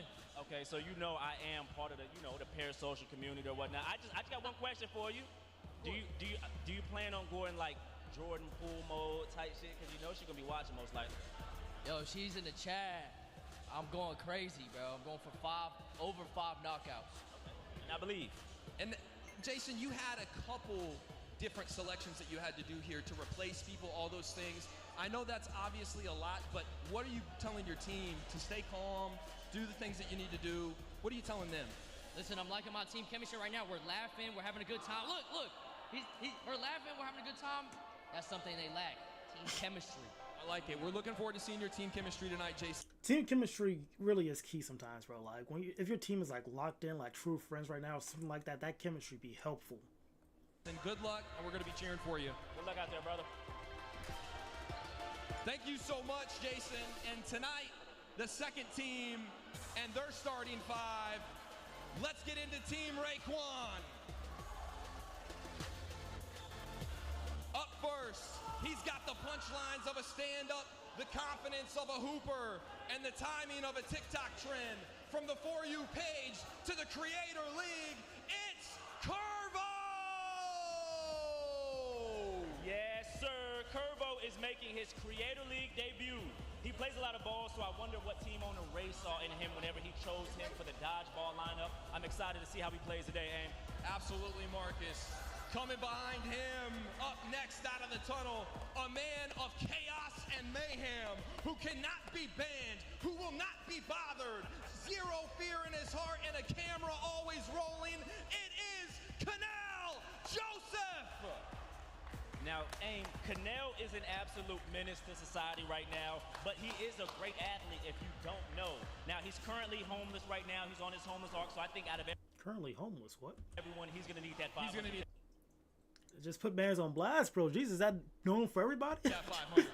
Man is currently homeless right now. Next, ladies and That's gentlemen, insane. a former D1 athlete that is always locked in and down to compete. Standing at 6'1", put some respect on her 6'1". name. It's Carson Roney. Real talk. Tall woman, bro. That is peak right there. That's peak. Maybe that's just me thing, but like I don't mind a tall woman, bro. I don't get why guys be like, oh, I don't like my girls in heels because when she gets taller, bro. Who cares, bro? Who cares? Who actually cares? She's taller than you. Dare I say that's cooler for me. Saying those heels all day if you want to. I don't care. I like heels. To each their own, I guess. If you don't want your woman taller than you, fine. But me being 5'2", I don't care. I'm not actually 5'2". Or am I? You don't know. Now, Carson is probably one of the most athletic competitors we have this season of Creator League, but she's an asset to any team that she's going to be a part of, and she's probably going to be a difference maker in today's match. And I'm looking forward to seeing that difference today. But now, introducing someone that may lead the team, a Creator League vet, ladies and gentlemen. He's been trending since you've been buffering. Love him or hate him, living rent-free in your mind and on your feed. It's Julian Newman! Now, Julian Newman is probably one of the more seasoned guys on a very conditions, because the next guy is a modern Dennis the Menace, causing havoc at 16, already on legend status. Keep an eye out because you're on watch. It's Hurricane Rakai. Now he's probably. I really do be feeling this kid. It's literally a kid, bro. 16 years old is insane. An internet prodigy, but he's the baddest kid on Twitch right now. He put on for his dodgeball team in Streamer U, so I'd like to see if he's able to continue that here in. That friendship conquers all. Ladies and gentlemen, Haley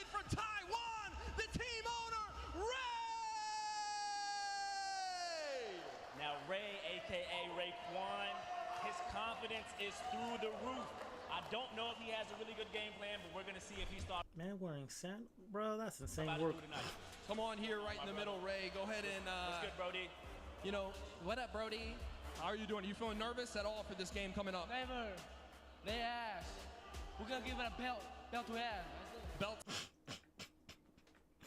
It's so funny because like he knows exactly what he's saying, but just like the language, not the language, but his accent makes everything just 10 times funnier, you know? To ask, Now, see, look, now a lot of people said that you had the worst pick team, and I want to say, how do you feel about that? Nah, hell no. Jason got a worst team. Okay. See, look, I expect you to say that. Ray, thank you so much for joining us. We're excited to have you here. Anything you point into action? Who do you think is going to win this? Right now, so I'm betting on Team Ween, bring it home for Jacare. Let's get ready, ladies and gentlemen. Let's see how this game We goes. are on you. We are on the refs, ladies. I don't know about their chemistry on this team though. I think Jason might actually take it, to be honest. He might probably take it. Ladies and gentlemen, waiting for them. The energy in here is building. The momentum is starting to pile up. You can and hear. Soon we are about to be underway for the regular season 2025 Creator League season. You can see the energy shifting. It's a lot of shit talking. I'm loving the face-off right now. Senna trying to get up in the face of the competitors. I don't know how scary that is. I was going to say, she's probably the most least intimidating person on the lineup right now until she takes that headband off. When she takes that headband off, flash grenade. Exactly. Could be something for the other team to keep in mind. Yep. And for Team Ween, they have to keep in mind as well that absolute ginormous planet on Senna's shoulders is going to have a gravitational pull to those dodgeballs. Exactly. How can they use that to their advantage? Let Senna take all the heat, and then potentially get everybody else out.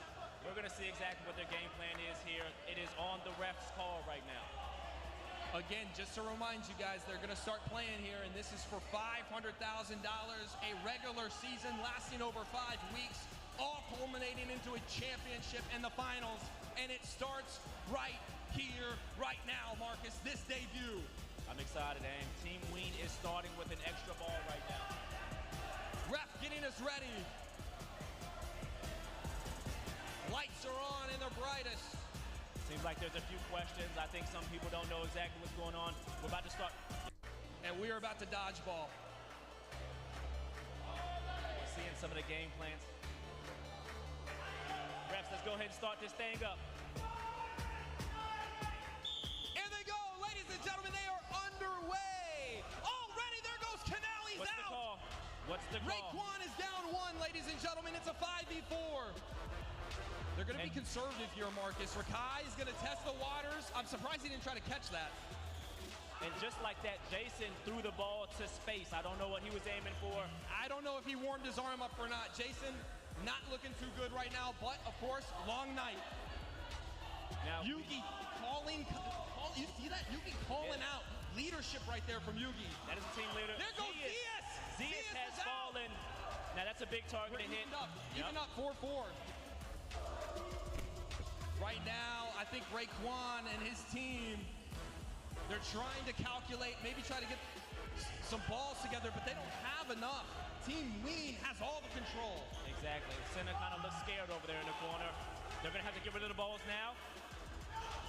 Curvo is out, going for the catch and can't haul it in. Just like that, it is 3-4. Now, Aim, don't forget. You be talking mad shit right now, man. Yo, I love to see it, though. But don't forget, Team Raekwon can hit a jailbreak and get 5 points and everybody back in. Everyone's back in, and that would flip everything on its head. Ladies and gentlemen, remember, this is dodgeball. Anything can happen at any moment to change the outcome. Got to keep your head on a swivel. It is 4-3. Just like that. Julian Newman trying to put the heat. Rakai trying asking questions, not finding answers.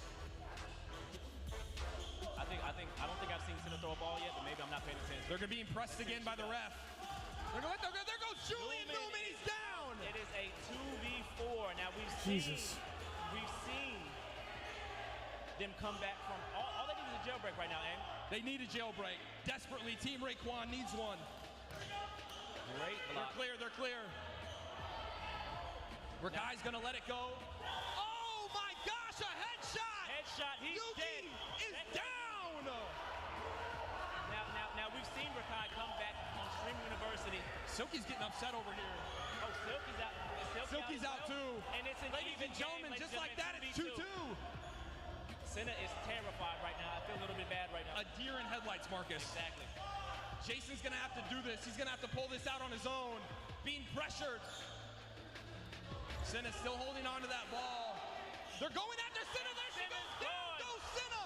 Jason trying to get the counter. Can't do it. This has flipped on its head, Marcus. Now 2v1. Now we see Rakai going for the kill right now. And he's going for the jailbreak. That was a very good attempt right so there. bad. They're gonna look every ball button. Really make him make the decision. He is. He almost got him. He almost got him. Jason's staying relatively calm here for the situation that he's in. I aim to lock in, bro. Like, I feel like right now they for sure should be baiting him to throw these balls so they can like stack up a bit, then just either both double team him with the shot or go for their jailbreak. It's time to get some points now at this point. What can you speak about that? It seems like he was ready for this position. Oh, that works. Team Raekwon, ladies and gentlemen. Carson landing the final Our first winner. Certified, delivered from Carson Roney.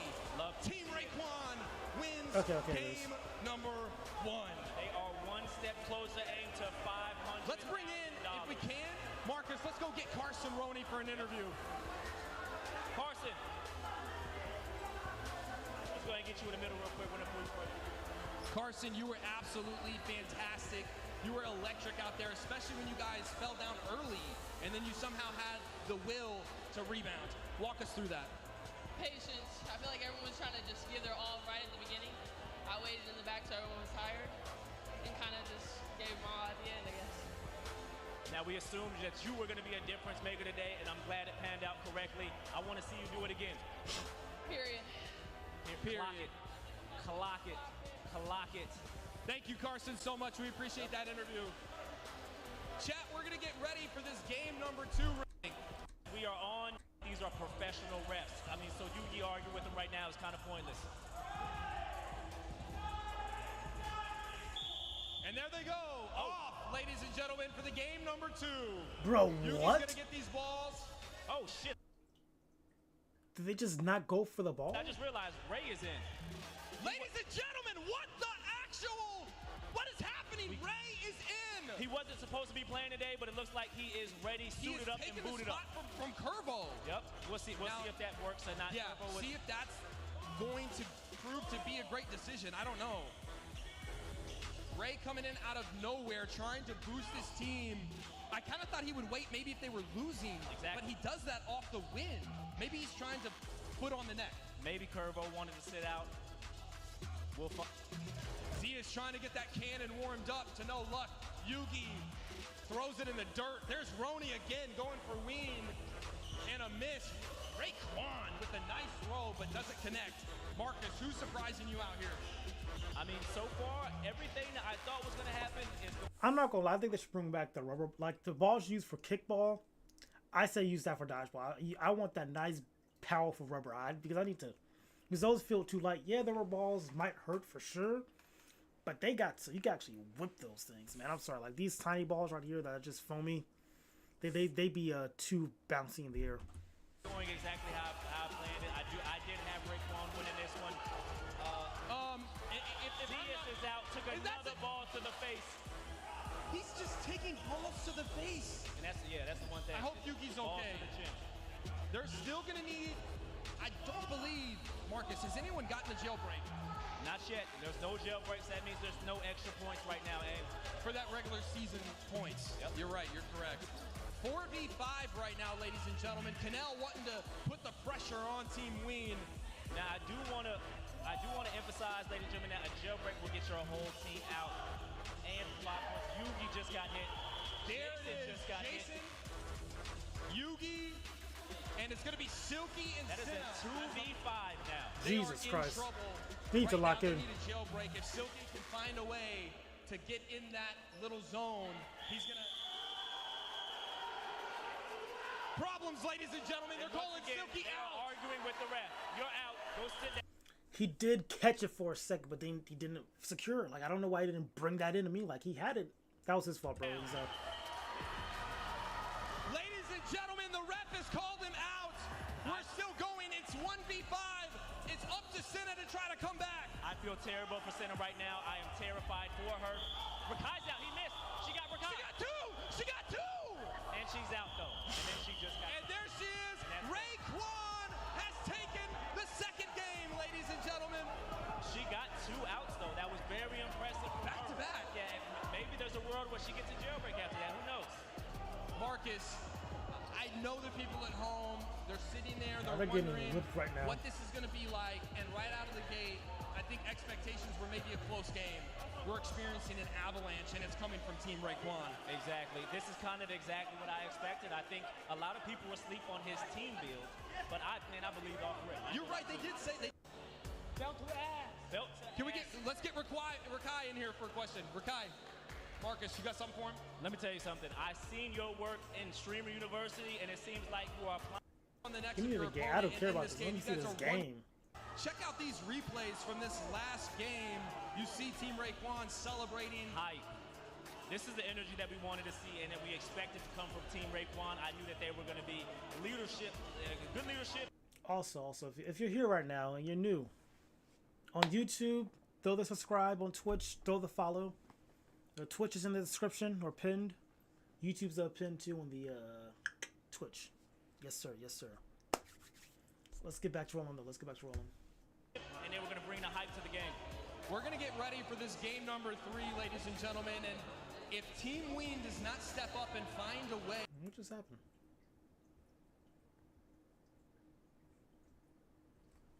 Uh-oh. The stream itself. To make this at least somewhat competitive. Okay, there we go. They're going to find their night to be very quick. Exactly, Aim. I kind of want to see some jailbreaks happen. Y'all are going to need it. We see Senna. You look good last game, Senna. I seen it. I'm proud of you. I'm proud of you. Maybe next time she can... Back to back, too. But let's go ahead and get ready for the second game, Aim. Refs, we are on you again. Line it up. On you guys for the third. It's not a game if you're not arguing with the ref, you know. That means the game is getting that serious, you know, and I appreciate that. I like the energy. And potentially final game if Team Ween does not lock in. They are arguing right now with the ref. We got professionals here. I'm not worried about them bribing the refs. We got professionals here. Right now, you can see Senna really trying to make her case to swing this momentum any way possible. More of a pathetic attempt right now. As we get ready to start this third game. Now let me tell you something, ladies and gentlemen, the next game might be a little bit more competitive. We have Team Rage versus the Dream Team led by Mark Phillips. You guys are going to want to stay That's prime tuned for time. that. That's prime time, ladies and gentlemen. Now, refs, we're just waiting on y'all. Let's line it up and get ready. Can Team Ween make a crazy... And there it is, game 3 underway. And we're off.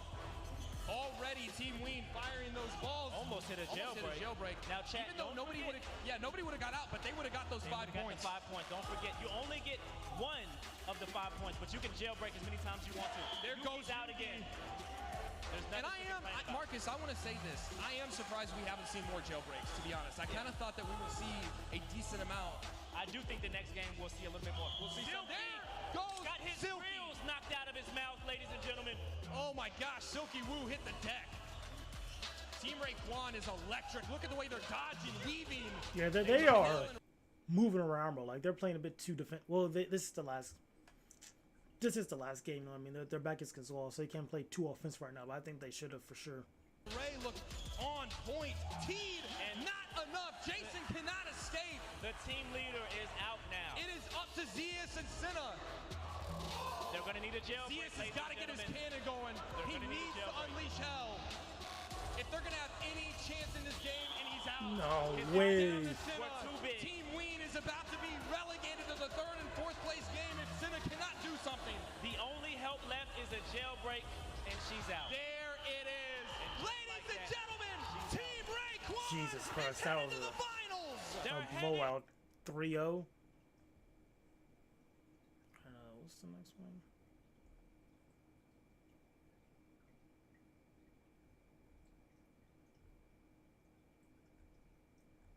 the hell?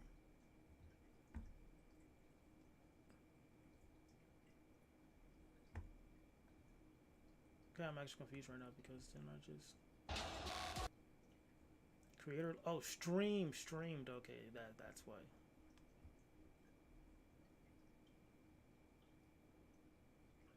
Semifinal.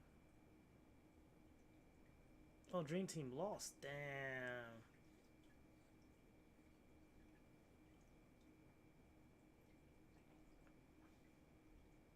That's insane. Oh, Belo's on the Phillips team. Oh, Marks. Okay, good. Got you. We'll watch that next stream. Yeah. That'll be a next stream thing. I like that idea actually. It's getting close to bedtime. I got stuff to do. All that jazz. But man, let me tell you, it feels good to stream again. Thank y'all for tapping in. All that fun stuff. Going to stay consistent for you guys. It was a fun time for sure. Gonna come back tomorrow. Probably same time tomorrow, around the same late time. Only weird day is gonna probably be Thursday. I might stream early Thursday. See how that goes and whatnot. It might be it'll be interesting stream for Thursday. I'll tell you that much. It might be like me coding, or like it'll probably be coding and me gaming, one of the two. We'll see how it goes. But yeah, that might be like a quick stream, like probably like an hour 30 or something like that, because I got stuff to do on Thursday. Because people just gonna be plans last minute that I gotta take care of for like rides across state. It is what it is. So I'm just ranting off like a child right now. The point is, it's been real. I'll catch